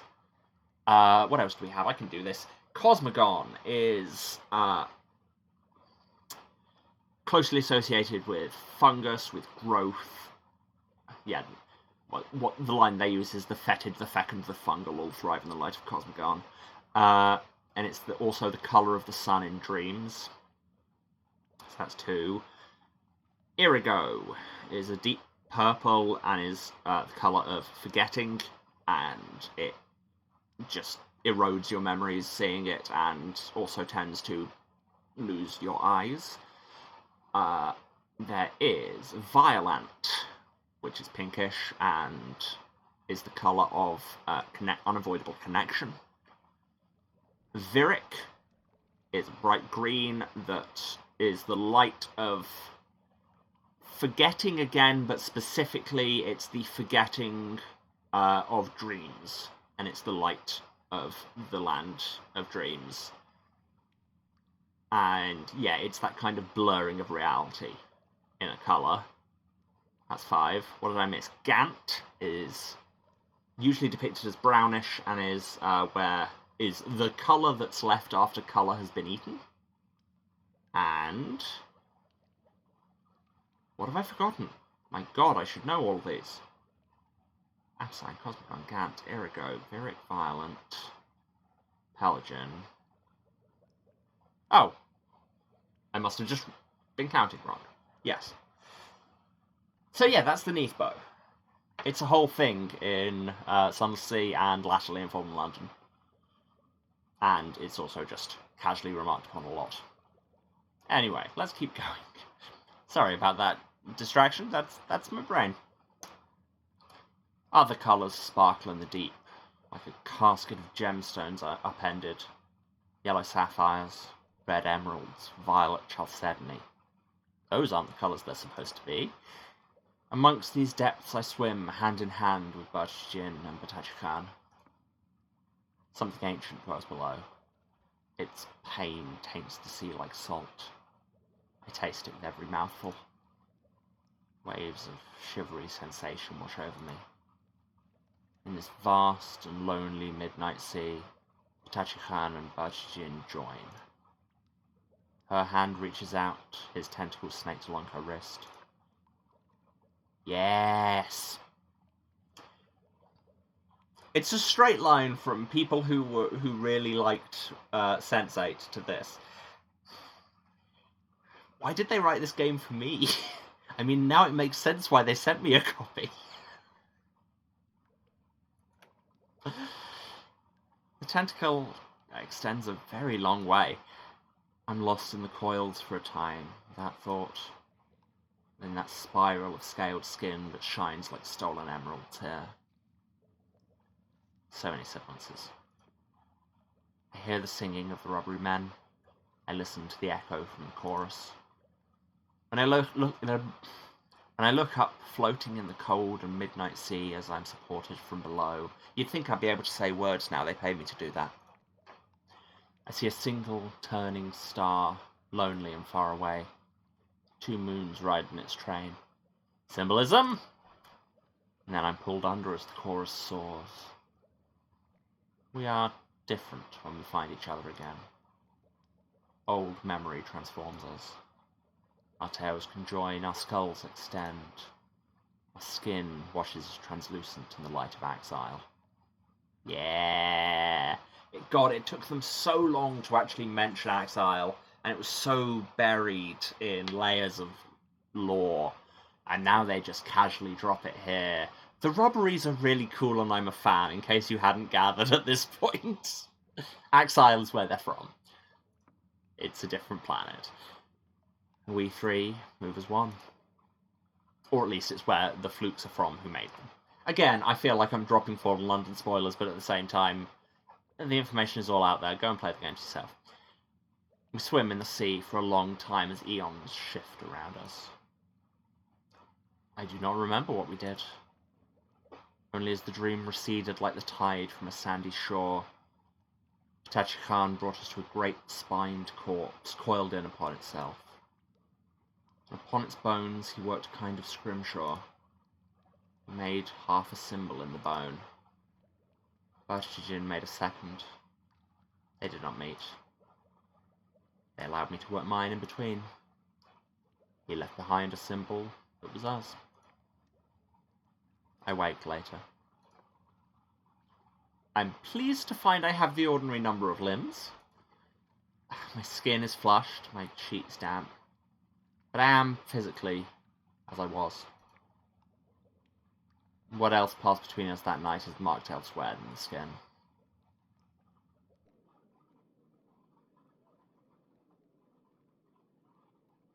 Wow.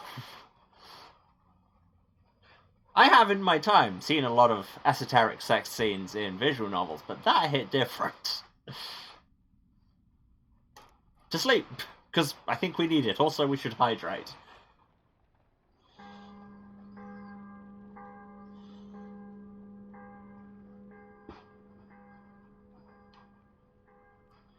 One day remains, so we should probably go and hand in our theory. I get to the morning newspaper after Grizz is done with it. Headlines today read, Imports from above, silks, confections, and a full supply of crickets. Ah yes, everybody knows the British love their cricket.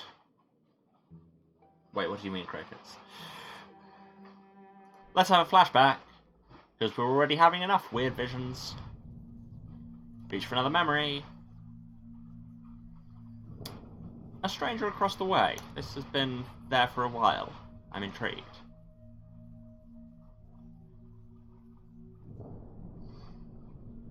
The basement window is level with the feet of passers-by. On the night of the fall, I saw unshod feet curved and taloned, clasping onto the cobblestones to avoid being shaken off. So when you say there was a stranger across the street, what you neglected to mention was he was a giant bat! The creature was bigger than a man, but it walked hunched over, paced out deliberate steps to the curbstone opposite Mrs. Chapman's, and on the stone face it wrote letters of fire. I could not read the language. Come the morning, that house was gone, and its neighbours on each side were sharing the party wall. Ah, inscribed buildings is now a thing we can say. Ah, for the ministerial expose, which we haven't looked at in a while.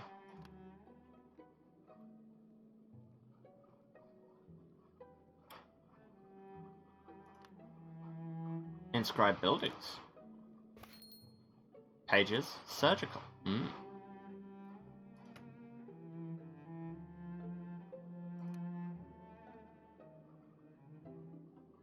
Mr. Pages knew that the land beneath was treacherous and inconstant, shifting ceaselessly beneath London. Tried to control which buildings would survive and how by applying marks of power to the walls. This seems reasonable. And basically what we just remembered, so let's go with it.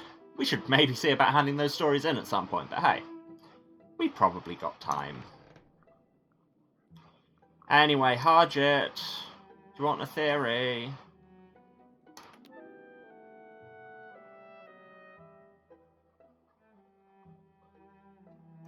Doesn't much matter what I'm wearing. Yeah, Harjit may do things. If we have other things to do, we should do them first. No, we should do this. Let's go. Theory time. Yeah. Happy Yuletide, miss. I hope the cold isn't getting to you too much. Never mind that. Have I shown you my corkboard? I believe I know what happened, and why. And what you're bringing me, you're sure of it? No? Don't bring me a story that you want to change. Whatever you bring me, I must take to my superiors. Milton meddling with Archie's medicine. Is very difficult to say, Milton meddling with Archie's medicine. Milton meddled with medicine. I'm sure, but also, good luck arresting him. I lay out the whole story as I've reconstructed it, complete with means and motives. Can we bring the denizens of hell into our courthouse? Probably not. I doubt our jurisdiction, but the evidence should be heard. Get a good night of sleep, do whatever else you mean to do. Tomorrow the case will be heard. Yeah. Not sure it'll help Archie, but, you know. So far I've proven incapable of doing that. Can't even help him to have a solid accent.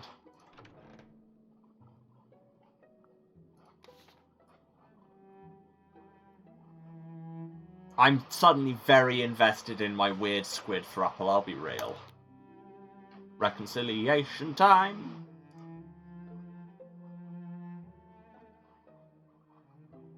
Bachichin and I know one another too well now for any minor eccentricities of dress to surprise them. I may still have my own preferences about how I wish to appear, however.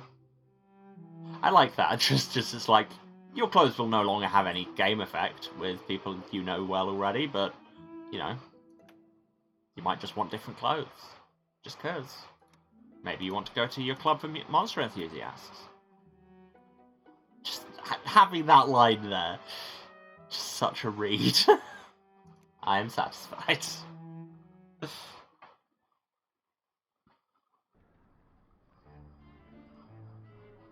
There you are, my dear. Flirt first. We were destined to meet. If London hadn't fallen, we would have met on the surface instead. Sure of it. It had to be. Bartuchin gives me a distrusting look. Bartuchin is in no mood to offer any stories of their own. Okay, that was maybe the wrong approach. But on business, I think he would like you back. Oh, And I have no occupation of my own, do I? No urgent business at my shop. At which I am now, I assure you, utterly integral. No, I could not possibly conceive of returning. Suggest he'll get along just fine without her. You want to play the passive aggression game? I can play the passive aggression game. Well, I suppose he shall have to manage then. Yes, he shall. All on his own with his foolish scheme. Which without assistance, preferably mine, is doomed from the outset. Perhaps as you have insisted so persistently, I could be present when you go to Pages. Too late! Only as a great favour, of course. Tell him I shall see him at the Pages abode. Well, that worked.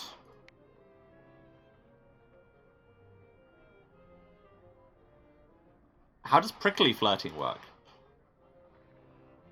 Don't take my presence as approval. It isn't. I'd rather be very much elsewhere. But she gives me a distrusting look. Considers whether there is anything to add. I can see a customer. I intend to harangue him until he purchases something. You should go. Do not outstay your welcome. I'm getting very mixed messages here.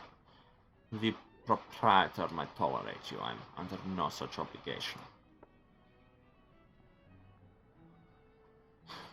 Do I instantly regret? No, I am.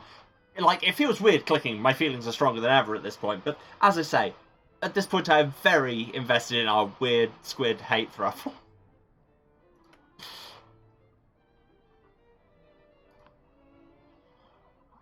By now, Horatio will be wondering where I am.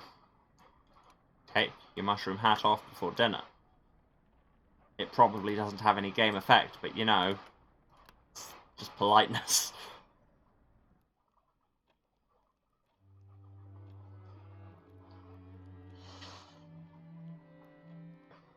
I cannot come along to the trial. If you can't bring Archie home afterwards, well, come and tell me immediately. When does the Zalgotex start? I think we're living in the Zalgotex now. I want to send him something in prison for his last meal. If it is his last meal.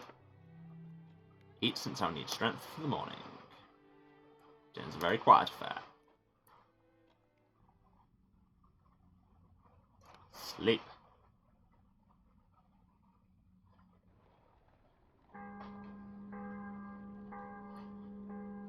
Last day of Yule, last day of Yule, it's the last day of Yule. As the traditional last day of Yule song goes. Change clothes before attending court. Maybe we should try and appear vaguely respectable. I mean, the cloak is very respectable. The brooch, tentacles are only visible when one comes close. Actually, no, this seems perfect court attire. I take it back, I look amazing. I've never done anything wrong ever. Quiet! Quiet! Order! Sit down! I'm unhappily aware that most of you have forgotten how to conduct yourselves in a courtroom. If in fact you ever knew. For those of what? I'm sorry, I had a moment. For those of you new to Her Majesty's Justice, you find yourselves in the freshly repaired Old Bailey. Apparently, we're to count ourselves fortunate that it is in good enough condition for us even to meet here. We're gathered here to try Mr. Archibald Reed and Mr. Milton on the charge of murdering Mr. David Landau. How does Milton feel about this? I glance round at Milton. Milton is conspicuously at his ease. Yeah, pretty much what I thought. He looks around, drinking in the details of the courtroom. We also find ourselves able to welcome the murder victim among us. He is unusually hale for one in his position. Mr. Landau, if you would. We'll rely on him for evidence and to lend a certain moral tone to the proceedings. I've often found that a murder trial devolves into chaos and a carnival atmosphere. I'm certain that all that was formerly lacking was the presence of the victim. This is a take. Mr. Landau, if you could look a bit more martyred, that would be ideal. We must now turn matters over to our prosecuting barrister.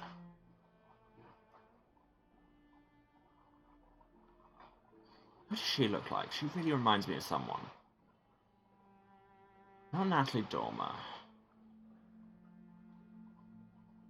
Oh, I think they may have...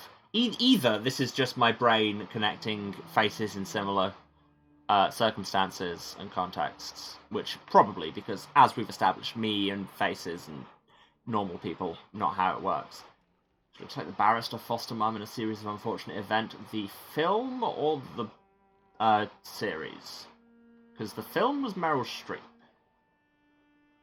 Oh, wait, no, Justice Strauss was Joan Cusack in the film. In the show, who played Justice Strauss?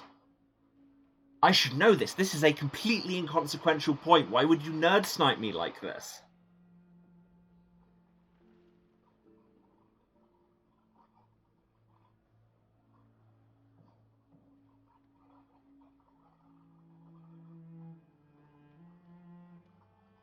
You can't just do this to me, Emily. I mean, you demonstrably can just do this to me. Because you did. Got a laser aim for trapping me in niche knowledge tests. You know it. And really, it's a shame that you know it, because... Oh, it was Joan Cusack in the show. Who was it in the film, then?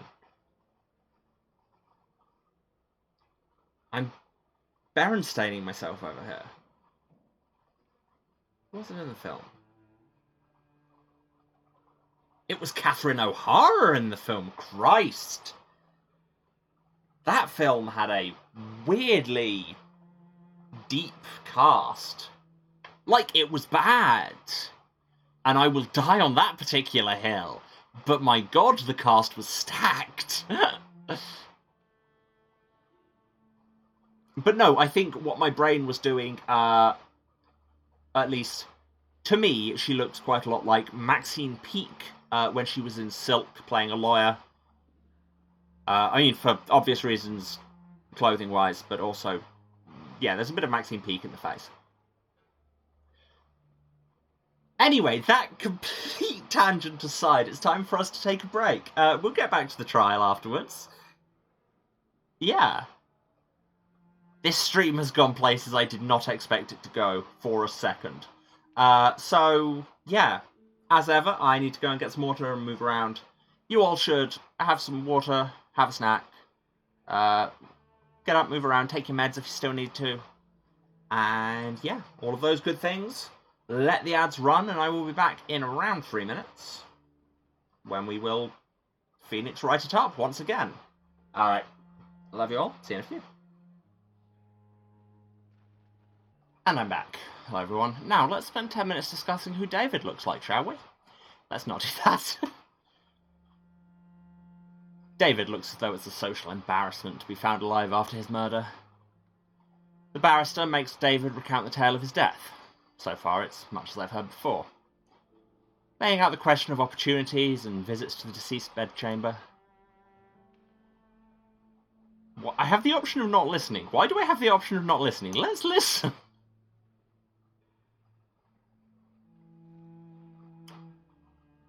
The critical question appears to be, Mr. Landau, who had the opportunity to poison you?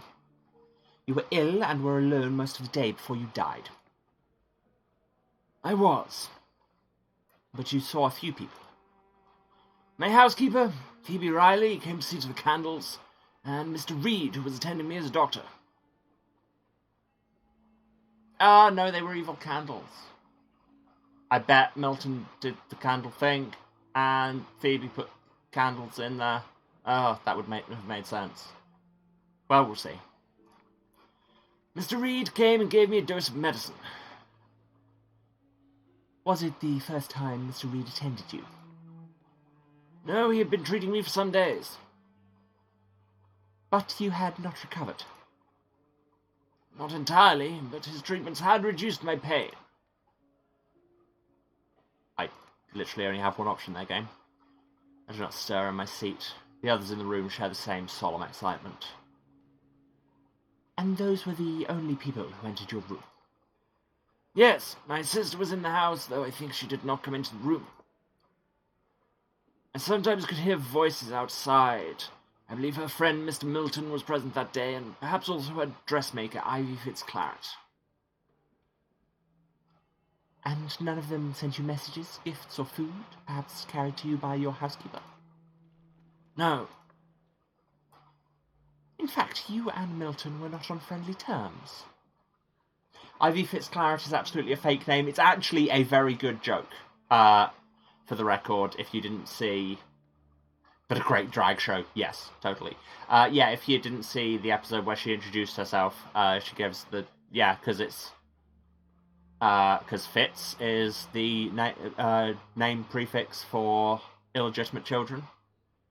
So, yeah, and she was saying about how it was her mum's contention that she didn't really remember who the father was, because a lot of wine was involved, so why not? Ivy, illegitimate child of wine. Even better as a drag house, correct. I distrusted his reasons for visiting my sister. And he was aware of your disapproval? Rachel was aware of it. She may have told him. So he may have regarded you as an impediment to plans of his own. Or simply disliked you as heartily as you dislike him. It's possible. Thank you, Mr. Landau. Mr. Reed, please tell us about the treatment you were providing to the victim. Prior to the victim's death, I've been attending him for several days. Pay close attention, even though it will make me have to do Scottish bad noises. He had a nervous stomach, and I did not have any of the cures that's used most below. When you visited the Landau household, you took with you your bottles of medicine, did you not? Aye. Did you ever set them down where someone else might have touched them? Mr. Landau, were you in fact cock-blocking your sister's boo? And this is why, to my knowledge, you're not a barrister.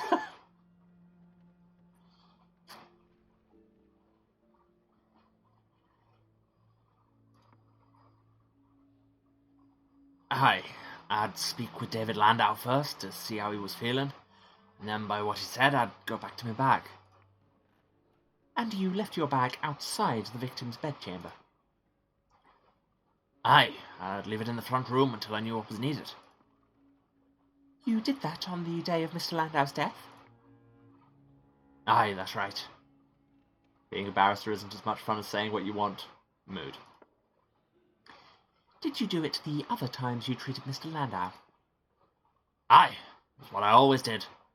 The bag was heavy. The things in it had a funny smell and could give the ill a fright. Whisper praise for Archie! No.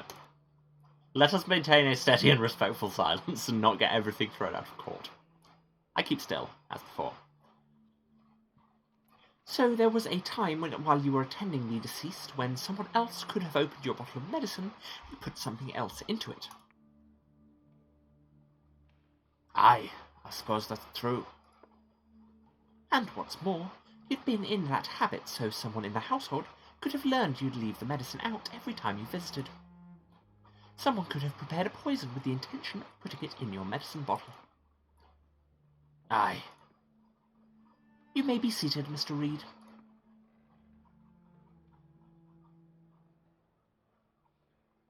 I have a glance at Phoebe. Phoebe is twisting her hands in her lap, frowning. I would also like to remind the jury of what we have already heard from the formerly deceased. A number of people were in the Landau's townhouse on the day of his death, including Milton, the personage of hellish origin. You may just say devil. It seemed impolite. I believe it would be impolite to call him a demon, as those are creatures of quite a different genus. I take my knowledge of devilish etiquette from the pages of the unexpurgated Gazette. Maybe imperfect. At any rate, this devil appears to have been a regular visitor. We have heard the argument of the prosecution. Do they not get to examine Milton? We'll now hear from the defence. Oh, hell has all the good lawyers. I will conduct my own defence. The man who defends himself has a fool for an advocate. Happily, I am not a man. Ah, I see.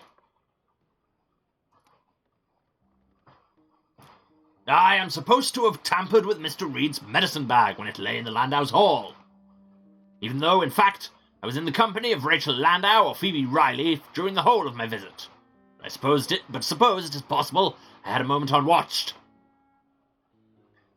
I think it's something to do with the courtroom and the fact that he's a fairly heavy-set guy, that now my brain is just, like, the voice is just trying to turn into Nero Wolfe, and I've only seen a few episodes of Nero Wolfe.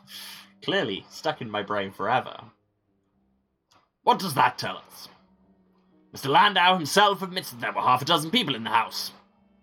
Aside from himself and Archie Reed, we must also account for Rachel Landau, Phoebe Riley, and of course Ivy Fitzclarret. And then, I realise this takes us into matters new to this court, we must allow for other possibilities of access. Mirrors in the Neath are as permeable as doorways, to the right person. This is true. There are not many living in this city who could use them that way. Yet. I mean, speaking as somebody who, in a game set later, has a long-running Fallen London character who is one of these people.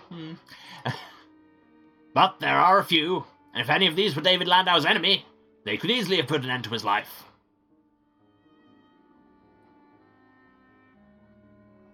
Who am I glancing at? The jury.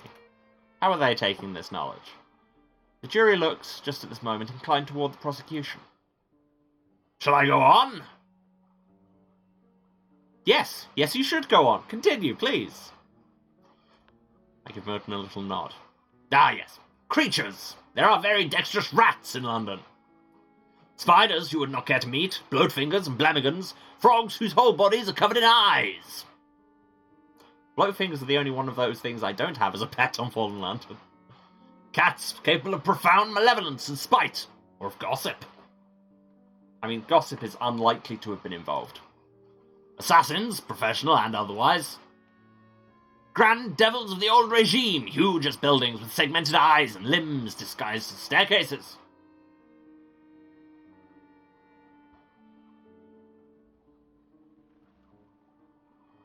Frogs whose whole bodies are covered in eyes, friend-shaped. Yeah, I love the one of when you have one of those as a pet in Fallen London. The interacting with it quote is, "Who's a pretty boy then?" "Well, not you, you repulsive horse-sized toad monster." Thank you for the hydrate reminders. I'm doing a lot of Milton.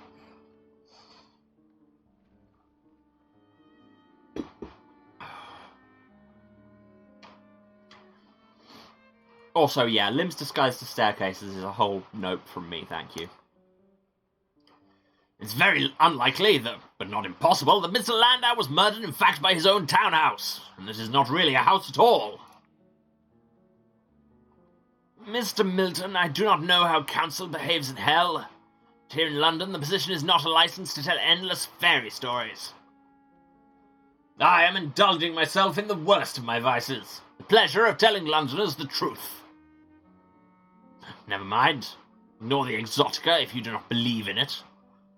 For the purposes of your jury, all you need is reasonable doubt. Rather have limbs disguised as staircases than staircases disguised as limbs? Cool, I disagree. Just saying. But maybe that's the Samisha in me. And I offer you that reasonable doubt. All sorts of people could have tampered with the medicine in that bag. On the evidence presented today, there's no reason to single out any one of them. but we saw you drawing on a candle. Each of us might even have had some motive, but that doesn't prove that no one else had one. Are we supposed to believe that a self-professed devil had no more inclination to do harm than ordinary humans? If your law permits you to try me, then your law also requires you to treat me as innocent until proven guilty. But I have a witness for you. Amber-eyed Virginia of the Cloven Hoof. She didn't like either of those. Ambassadress-elect to London from the White Towers. Heroine of the overthrow of the Vineyard and imbiber of the sacred tears. That's a lot of titles, Virginia. I trust this will not be allowed to occupy us for very long. Virginia, you are a deviless. Obviously. You are acquainted with our habits both in amorous encounters and in murder. Tolerably acquainted, yes. But I apprehended you wanted me here to speak about you. Patience. I was establishing your credentials. I mean, when your credentials here are trust me, bro. To your knowledge, do devils fall in love? No. In particular, do they fall in love with humans? Certainly not. Is it possible that I might have been motivated by a desire for Miss Rachel Landau? Your interest in Miss Landau as a specimen has always bewildered me. I would certainly never accuse you of being in love with her. I mean, this other interest is also relevant, I would say. Desire isn't the same as love. Exactly, thank you. And even supposing that I did fall in love with her and was so moved that I wanted to eliminate her brother, do you find it credible that I would have poisoned him by tampering with his medicine? No.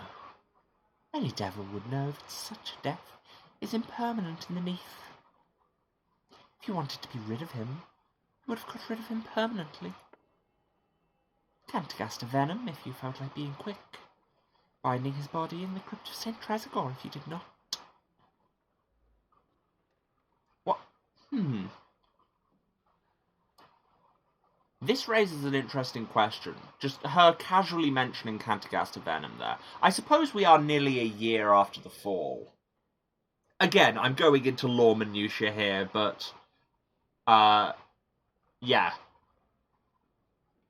The Cantagaster is the weird poison creature that became of Prince Albert, because he was dying, and, again, this is the deep lore behind Fallen London.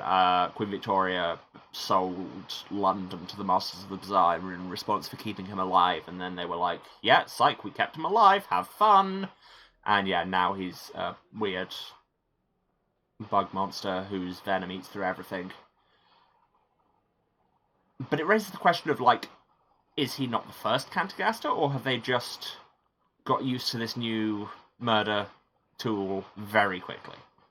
Which, I mean, with the aristocracy of hell, I could totally see. Again, let's back out of Lore Corner. Feeding his remains to a goat demon might have some effect. Though, looking at him, I think they might find him too weedy to eat. I think we have learned all we need to know from this testimony. The aristocracy of London are also pretty pro-murder tools. Yeah, exactly. Who do you think sold it to the devils? Please excuse your alarming witness before she is able to recommend any more criminal enterprises to an impressionable audience. I love that concept of just walking into a court and saying, hey everybody, did you know about these crimes you could be committing?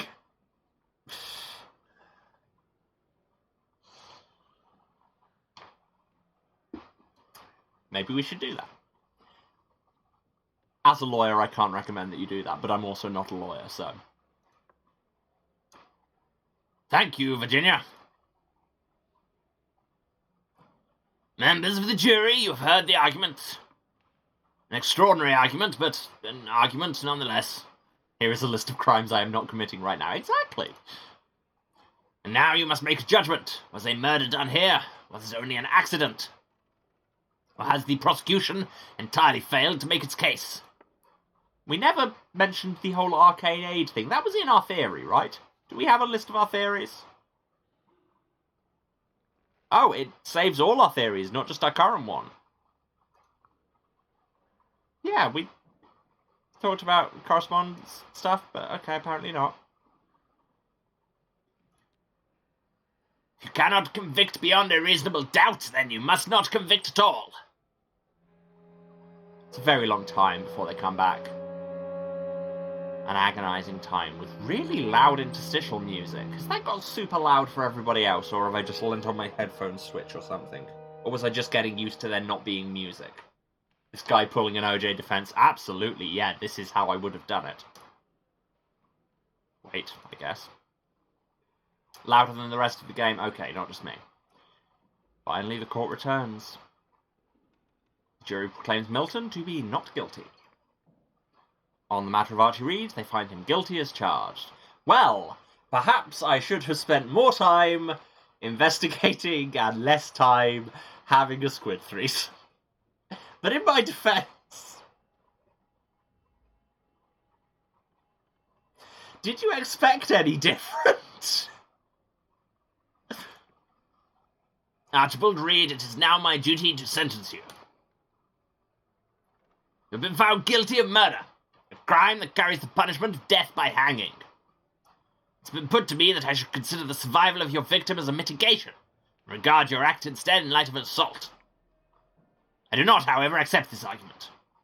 Archibald Reed, you are sentenced to hang by the neck until dead. Yeah, sorry, Archie. We were busy. Once the sentence has been performed, your life thereafter is your own. Of course, yeah. I didn't totally think that through, did I? So yes, he's going to be hanged. And then, job done, I guess. He can go back to whatever he was doing. The Neath, everybody! Go and have a chat with the boatman and then be back for dinner. The courts are adapting well. Yeah, the courts are working with the letter of the law, as they do. Tell Archie he'll be welcome back. Afterwards, you can come back to Mrs. Chapman's. It'll be like old times. Once I've died, that's an end to it. I cannot go home.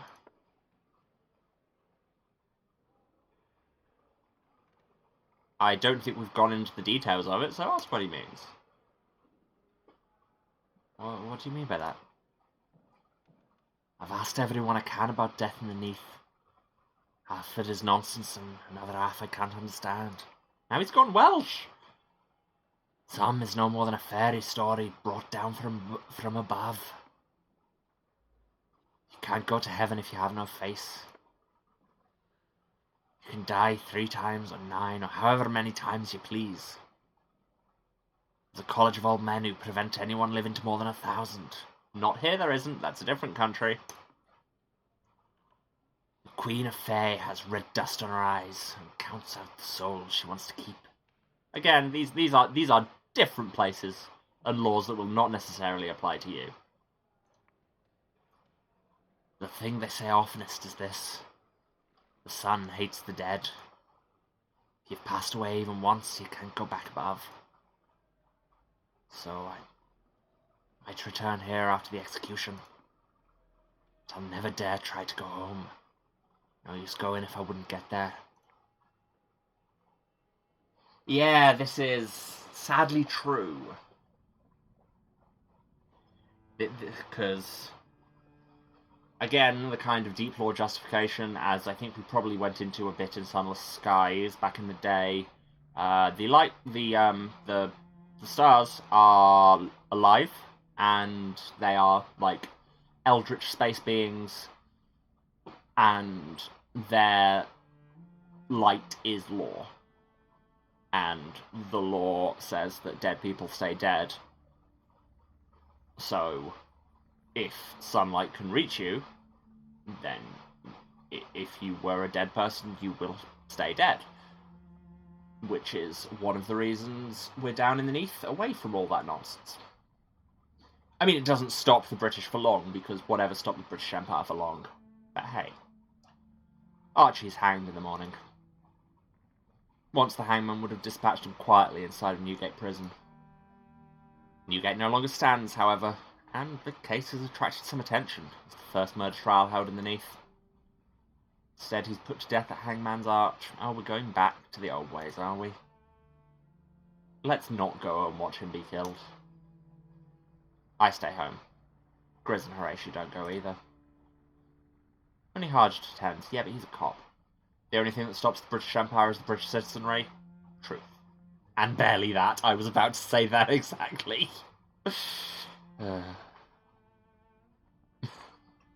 Too real.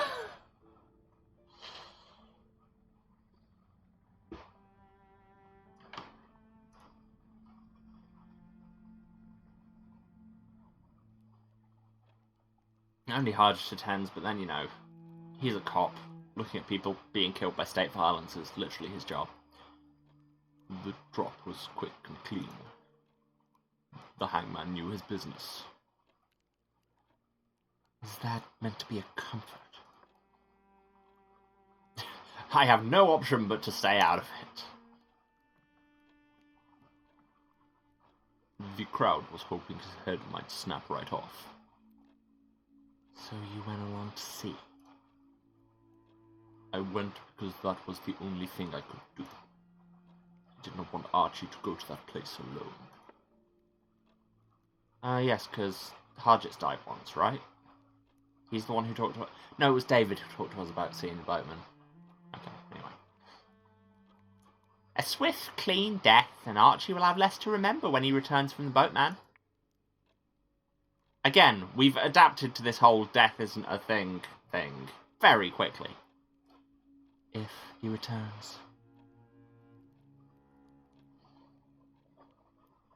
We're just kind of accepting the weird very quickly, because I suppose that's always been part of the vibe of Fallen London and so much of the kind of urban cosmic fantasy stuff. I mean, yes, Horatia has adapted more than most because she's a house now. But yeah, it's always the vibe of this genre, and indeed, again, this comes into writing during the pandemic, I guess, where we also got used to dramatic, traumatic changes very quickly and readapted around it, because that's what people do. And yeah, everybody's running on rumours, and it feels very familiar. Also, I've only just noticed on the back wall there the fact that there's a set of silhouettes done, including for a dog. I don't even like dogs, but that's pretty cute. Horatia, I approve of your decor. Which is good, because now it's part of you. I've put a chaffinch in his room. Excuse me. He'll come home. When the bird dies, we'll know he's on his way. What? What? Elaborate? No, apparently we're not going to elaborate. What? Horatio, just because you're a house now with consciousness beyond mortal ken doesn't mean you get to be intentionally cryptic all the time. I mean, clearly it does, but you shouldn't. Life is quieter after the trial, at least for a time. Christmas Day comes and goes. And watching things rebuild. I like that. Pale Flakes. Good band. No, different thing. Fall Across London. They aren't exactly snow. No, they are not. And that is a whole ongoing thing. Grizz's work at the Ministry becomes more intense, more demanding. And soon we're coming up on the 1-year anniversary of the fall. Whoa, we've just skipped forward like 2 months. 1 year since February.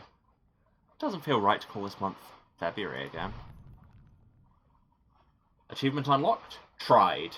Yes, we did. 364 days, 1 day remains in the season of the rose. Season of the rose being Valentine's, for the record.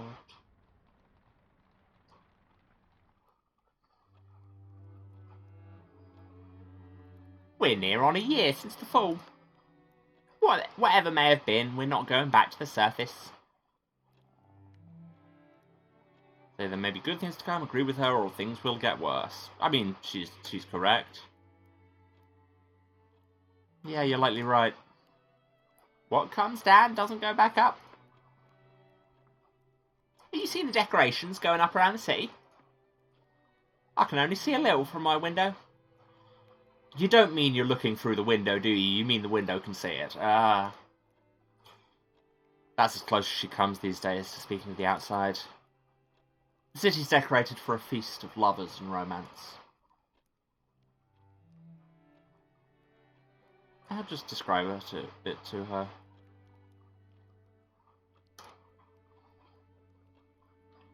London is decorated for a celebration.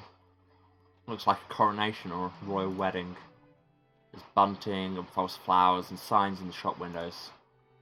They're calling it the Feast of the Exceptional Rose. The fungal rose, more like. Felt like that conversation had more things to say, but okay. We can't have flashbacks or craft stories. Wait, have we, come to the end of the game?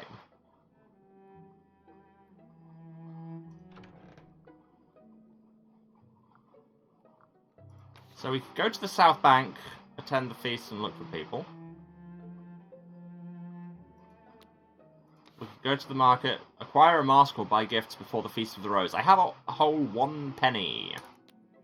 But hey, let's. Is it like the other Son of Skies game where you can play it through a totally different way? I believe so, yes. This is the thing I've heard everybody say, is that playthroughs are radically different. I just didn't know how long they'd be. The Feast of the Rose is upon us, and there are certain sartorial requirements. Get your feast mask here, a gift from the Exceptional Rose. Or a choice of them, in fact. And if you've a score to settle with anyone, I can help you with that too, for a small consideration. Something rotten to an individual you don't fancy?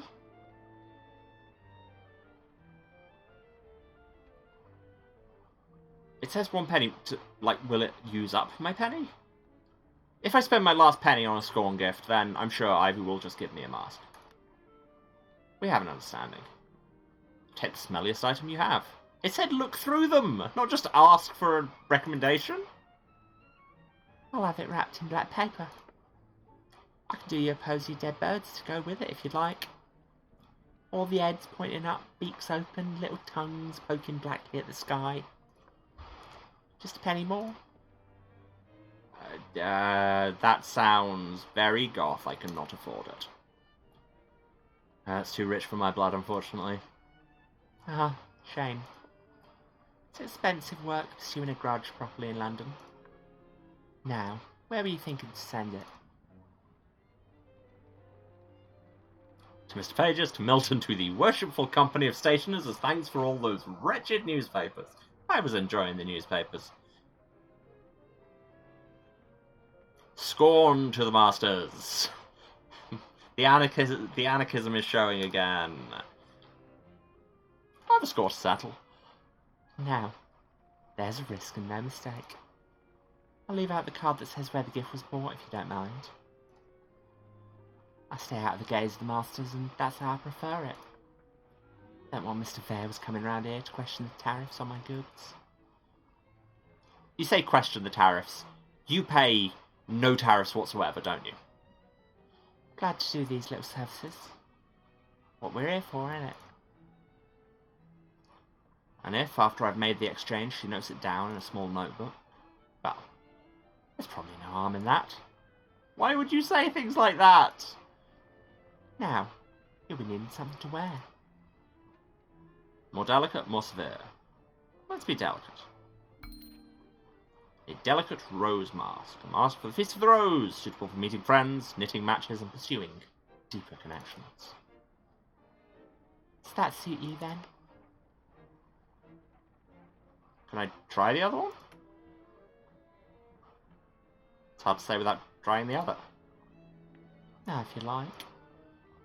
You're a demanding one, but I did bring both for a reason. An austere rose mask. No, the first one. You'll be needing it for the festival that's coming. What? Oh, do I just get to keep both of them? Alright. Ask Ivy about the festival, ask her about the rose. The festival. So what's this one? A time for love, seduction, promises. They say the power at the back of it is Mr. Wines. Ask whether he also has a ministry, suggests it ought to be the domain of hearts. No. Hearts is very much the heart as muscle. Man trades in meat a lot. Ask whether he also has a ministry. Does Mr. Wines also have a ministry? That's not entirely in his style. Wear the mask to the feast and look for the person you most desire in your future. Friend, lover, spouse-to-be. Perhaps they'll be looking for you in turn.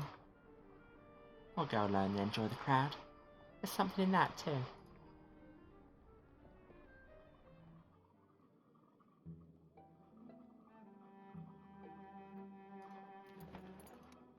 Yeah, we just get to keep both of them.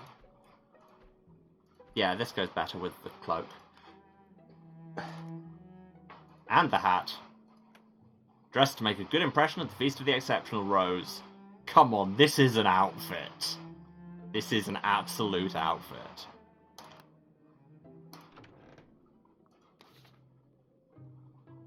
So, look for Grizz.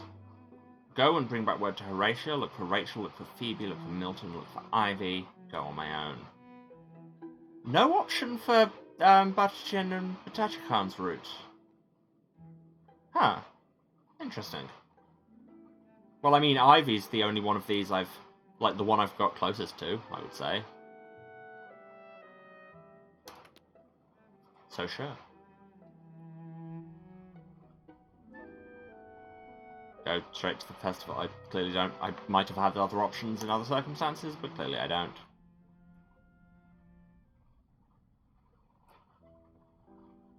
I make my way through London.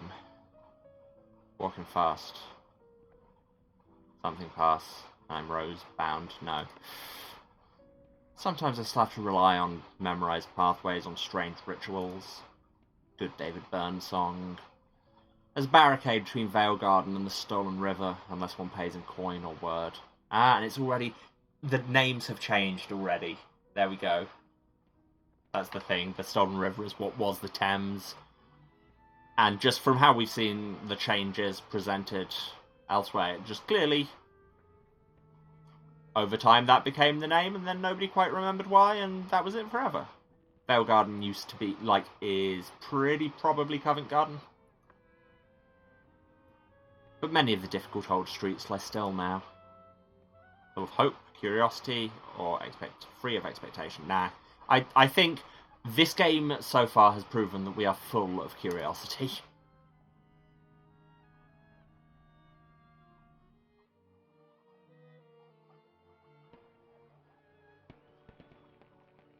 All of London's out, walking along the Thames, enjoying the feast. Vendors are selling candies and angry bats in cages. You know, regular stuff. The music is fresh and new. I don't see Ivy at first. I do see other faces in the crowd, though, others I could stop and speak with before I go on, if I choose. Oh, I can speak with people first. Yeah! There they are. We'll go down the list. But I'm very excited to see our weird squid people. That's a look. Grizz is the Dread Pirate Roberts. Love that for you. I approach Grizz where she's standing to one side of the festivities. We won't be at Mrs. Chapman's forever. You'll leave. Or I will. Will we still be friends when we don't have to face one another over a bowl of stewed cremini and a handful of dried horse flesh? I admit it's a powerful bonding agent. Like, in the sense of structural glue. All the components of glue, I believe. Got there first. You know what I'm asking. And I'm taking my time because I don't know the answer. How long will we live down here? Are we immortal? I'm not unsentimental. Can I promise to be devotedly the closest of your friends when some centuries have passed? Yeah, that's fair. It's a fair point. We'll be friends, miss. Until we're not. That'll do for me. Yep, transience is a natural part of things. Rachel, I still think you were probably involved. I can write now. I don't need Milton talking me through a difficult character. What I do now is more difficult than it was on the surface. It is better work, too. I love that mask. Big fan of that. I like masks a lot. It's a shame that I can't really do them because glasses.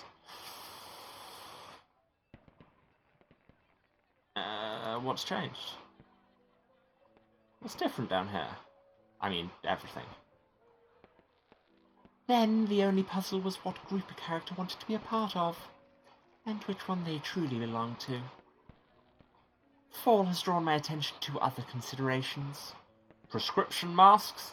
I mean, that would be rad, but my prescription is expensive enough as it is, because my eyes are utterly jacked. Fall has drawn my attention to other considerations. I didn't have that before. I didn't know how to ask the right questions. Well, that was ominous. Phoebe, sorry we accused you of the murder all those times. I kept saying the Landows were my family. But they never chose me. They kept not choosing me. Yeah, company changeable frames because they magnet to it. Yeah, that would be neat. But again, sounds very expensive. While the industry doesn't currently exist. What I've learned is not to rest till I'm with someone who did choose me. Whether that's a spouse or a chosen sibling or an adoptive, I don't know what. So I'm living with the Fitzclarets. Which my Catholic mum would say makes me a fallen woman. Like those that lived in camps when I was just a child. But Ivy likes me, and Mother likes me more.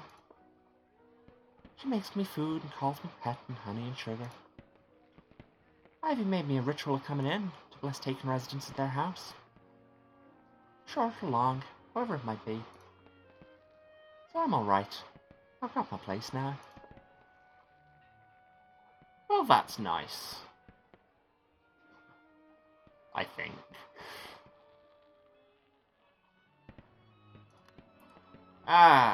Ooh, now that's a good mask.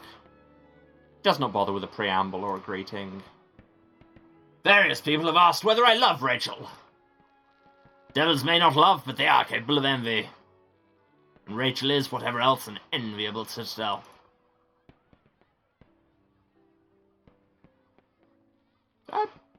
Let the man talk. She knows when she is given offence. She knows when she should protect herself. She knows herself as a territory, and looks out from inside her walls at all the things she admires or despises. So what you're saying is, she definitely did it. She knows where those end and where she begins. I'm not going to try and get in front of this. I wait. I have no end of will. I intend. I act. But I'm all night and no territory. What Rachel has, I lack completely. Rachel has her needs, her desires, her particular terrain. I am only a collection of actions. Therapy. And did you find an explanation for this state? For a time, I blamed the masters. The death I had when London fell, that wasn't a good death. Did London fall on top of you? I had not prepared, I had not sealed the intentions of my next self. I had not partaken of the rites or sealed my eyes and tongue in honey. If I set out to think about what I am, what I require, I cannot blank. Virginia would never entertain questions like these. She'd tell me to buy a newer and more daring hat. So I wanted Rachel. I wanted to capture something of her. Well, the desire has passed from me again. She can't reinforce me. I was broken in the fourth city. I died wrong. To die again and in the process retrieve what was lost. Who knows? Perhaps I would emerge more like Virginia. Well, there was a lot of hellish cosmology in there. Including stuff that I didn't know about death rites. Interesting. This game's very interesting. In case you hadn't gathered.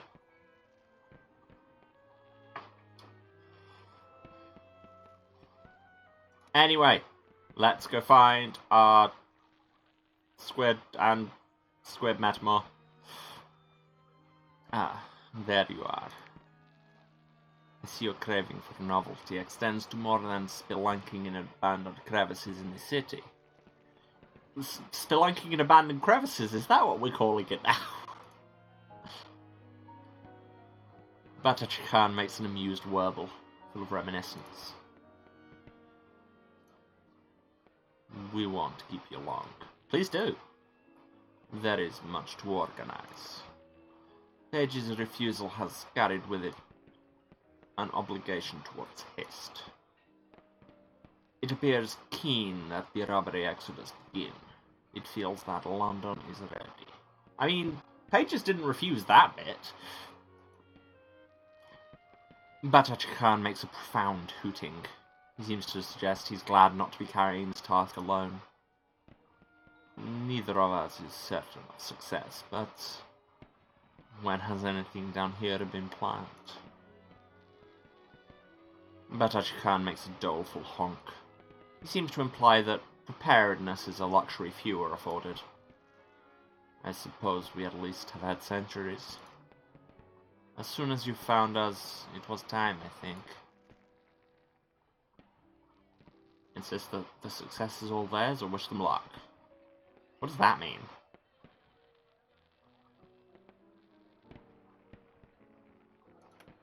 I'm unsure of the implications of that other one, so we're just gonna wish them luck.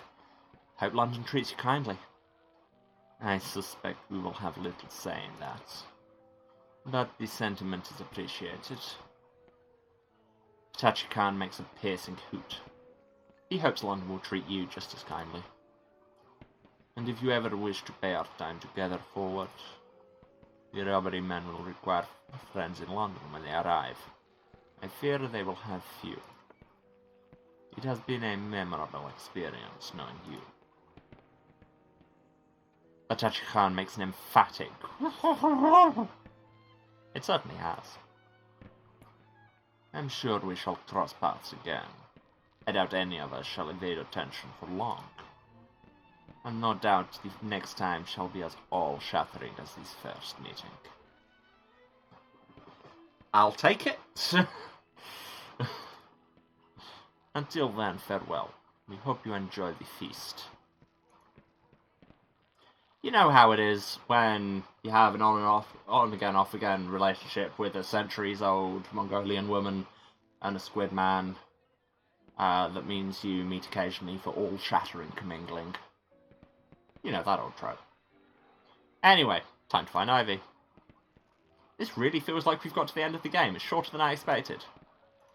Ivy! I see what she did there.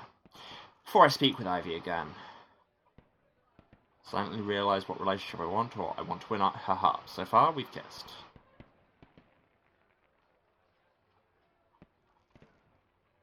I mean, she said she wasn't interested in romance, but again, I don't know how they're playing that. Are they playing it as she's Aero, or is but is it more of a kind of standard sex worker don't fall in love with me? I don't know. Hope, springing, all of that. There's a mite too much ministry in this feast for my taste. But the art of it I like. It's an invitation, innit? Stroll about the city and partake of everything most delicious. The fair, the foul, and what's between the two.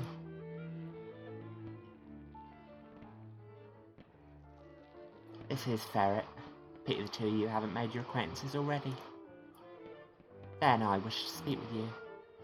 I think yes, because there was always the option to ask Harjit for directions to the menace eradication place, and I think I saw mentioned that Ferret was the person there. I think. I don't take on dependents. You know this. It's hard trade, rat catching. I've lost more than a few apprentices since London's wildlife grew teeth.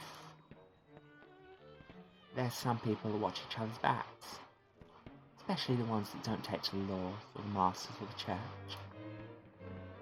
What we are. Don't say family. I wasn't going to. I'm enjoying this. And do not say congregation. Now, that would be a different matter again. But I don't fancy calling ourselves the Coven of Witches either. I'm enjoying this. That was a passing idea. I gave it up. For 2 days, you made acts with points. I gave it up, though they would have been very eye-catching. You had something to say? Only that we talk between ourselves and we see you as one of us. If you want to be. There's no dues or vows. Neither of us has a great taste for parsons or contracts. But we look after our own. Suggest I'm more at home with Ivy than with Ferret? Or just be like, yeah, I will join your gang. Yep, gang. Gang. Well, that suits me fine, and thank you for asking. That means discount eradications, by the by, anytime you need them. Eradications of what? Long as the victim isn't of the speaking persuasion, thank you for clarifying. And I'll do your custom Alamus mask next time. Couldn't wish for better, Ken.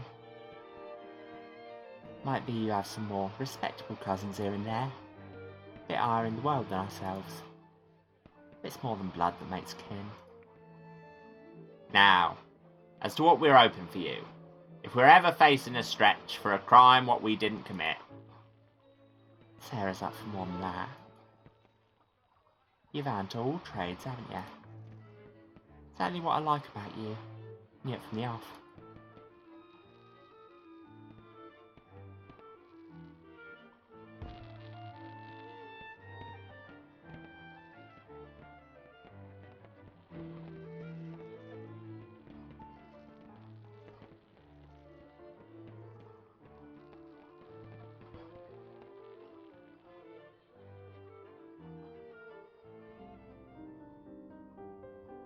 Yeah, this seems to be the end. This is feeling very epilogue-y.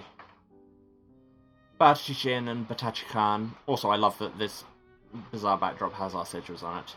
Become a recognisable fixture of London life. His trade goes from obscurity to curiosity to eventually an empire. Oh my god, is he the rubbery entrepreneur? Have I only just realised that? For those of you who don't play Fallen London, characters in that tend to be like named the adjective noun rather than an actual name. And I've just realised that Batachan might be one of them. That's great. I've had a lot of contact with him in the game. In the other game. I've had more contact with him in this game. At some point, Bajin and he part, I believe on the best of terms. He takes to London in a way she can never bring herself to. Sometimes when I visit Butachi Khan at his factory, I find him gazing into a piece of mirrored glass. Ivy begins planning for next Hallowmas. This time it will be grander and more sinister. Londoners have all the more to confess, or so she says. This time will be grander and more sinister, everybody preparing for their next lap. Ferret continues their business for a few years until the fundamental contradiction of being a rat catcher in harmony with the rats becomes too much for modern enterprise to sustain. They left a simple note on their counter reading, "Gone spelunking," because apparently that is what we're calling it now. I do not know where they are now, but sometimes when I walk home late and the fogs are rising, I could swear I see many little eyes in the dark. London's courts struggle with laws that no longer suit their purpose. I mean, that's just true now. The law of murder is only the first of many snags. Inheritance is complicated, probate becomes a nonsense. Contracts written before the fall contain conditions and requirements that can never be fulfilled. Sometimes the laws are amended, sometimes the judges are corrupted. The Neath defies a strict application of rules. One day I would tear down London's courts, or my future does not concern Archie. I mean, could we tear down the courts for, like, unrelated reasons? Harjit sets aside the uniform of constable. Good. He rents his services as a guide, and escort through the city. I mean, he was better at that anyway. But he has done, he says, as much as he owes to the law. And he does not want to offer it anything more of himself. I'm not so resigned. Perhaps I could have changed nothing on the surface, but life is long in the Neath. Long enough to make new friends, long enough to gather influence, long enough to build connections. Long enough to unseat a judge, reform the courts, reshape judgment itself. New sigil unlocked, the liberation of roses can be interpreted as the parallel of proximate orbits moving in unlikely conjunction. So, like, serendipity? Is what you're getting at there? Or like strange attraction? Which is a more scientific term for the same thing, really.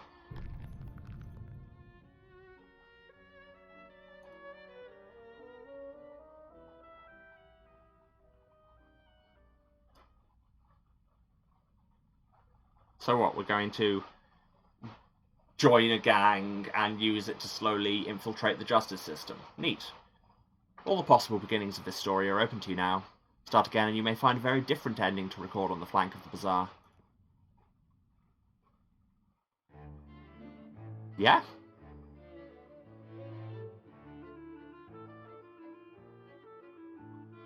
That's interesting. Because I had seen some reviews saying this, just like, it's not as much of a murder mystery as it feels like, because the murder mystery is happening, but there are loads of other things happening, and even if you don't solve the murder, that doesn't necessarily matter, because you have all these other things to focus on. I follow several of these people on Twitter. Thought there was something going on with my stream preview. That is my mouse cursor.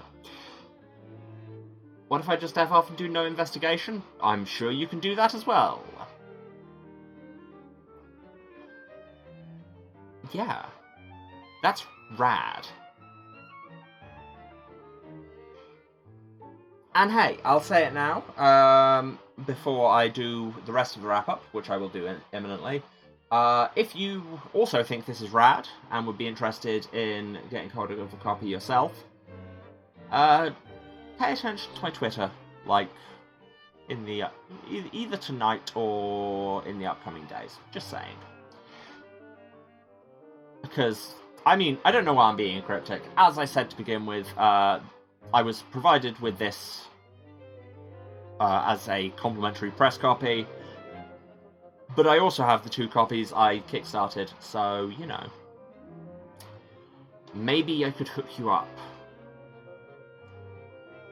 I'll probably announce something about that. And if you're watching the VOD, you're probably too late. RIP. But hey, you could have been following my Twitter anyway. So yes, soundtrack available. I've got that off the Kickstarter as well. Let's do the wrap-up. Thank you all for coming. Thanks for staying to the end. It's been fun. It genuinely means a lot. And yes, thanks for staying to the end of Mask of the Rose, which I was expecting to be more than 3 episodes, but here we are. The real moral of the story is, if you present me with a chance to go and date monsters, I will never solve a crime. Those are mutually exclusive. Yeah, so, thanks all for being here. If you've been watching this, you know where to find me, but just in case, because I know we had some raiders come in, this is twitch.tv/Serasent, that's SERASENT, thanking community mods. You love to see it. Yeah, streaming here every Tuesday, Thursday, and Saturday at 2 PM British time, usually. That is 9 AM Eastern, 6 Pacific. Other time zones are available, do your own math. The Delicious Fallen London community, see, I'm in here! God, I must have been playing it since about 2009. That's 14 years ago, Emma. Shut up. Cool. Yeah. If you don't want to do the maths for your time zone, then feel free to throw us a follow. And you can get notified whenever I'm around. If you do miss us, VODs are on Twitch for 8 weeks after the fact. For everything else, you can go to the YouTube. Link is down there. It says something which is relevant to YouTubes or videos or something. One day I might look at it, but no, I won't. And that takes you to the archive of everything going back to the very start of the stream. That is like 2.5 years now, which is a lot. We've played many games. There'll probably be something there to suit you. If there isn't, let me know what would be, and you never know. It might happen. While you're there, why not give us a subscription and get hot, fresh VODs in your subscription feed every Tuesday, Thursday, and Saturday. If you feel like supporting me having squid threesomes monetarily, I don't have an OnlyFans, but, you know, instead of that, you could cheer or subscribe on Twitch. Why do I say words? But yes, you can do that. It's very much not required, though. Just turn up and hang out and oh, what do I even say? Turn up and hang out and be chill and be good to each other, and then everyone's having a good time. There it is. I can remember my own catchphrases when I'm not getting destroyed by myself. If you want to find me elsewhere, to see memes and stream notifications and me shouting about politics and all the things one might use a Twitter for, I have a Twitter. Link is down there. It says Twitter this time. Or it's Twitter at House of Hubris. Oh, and I forgot to mention as well, the YouTube is youtube.com/@House of And yeah, so come find me on Twitter, throw us a follow, and yeah, keep an eye on that for how to get your hands on your own copy of Mask of the Rose. Cool. I think that's everything. So yes, join me again on Saturday, when we will be returning to the life and suffering of Emilia Bronte, because I just wanted to get this done as close to launch as I could before I got massively spoiled, basically. Although, given how branching the story is, I don't know how much you could be spoiled. So yeah, we'll be back to Emilia Bronte on Saturday. That'll be great. And I hope to see many of you then. Not that I can see you. I'm going to go now. The stream is still going to be live for a bit, but just idle, just so I can do some troubleshooting. Cool. Love you all, and I will see you again on Saturday. Bye-bye.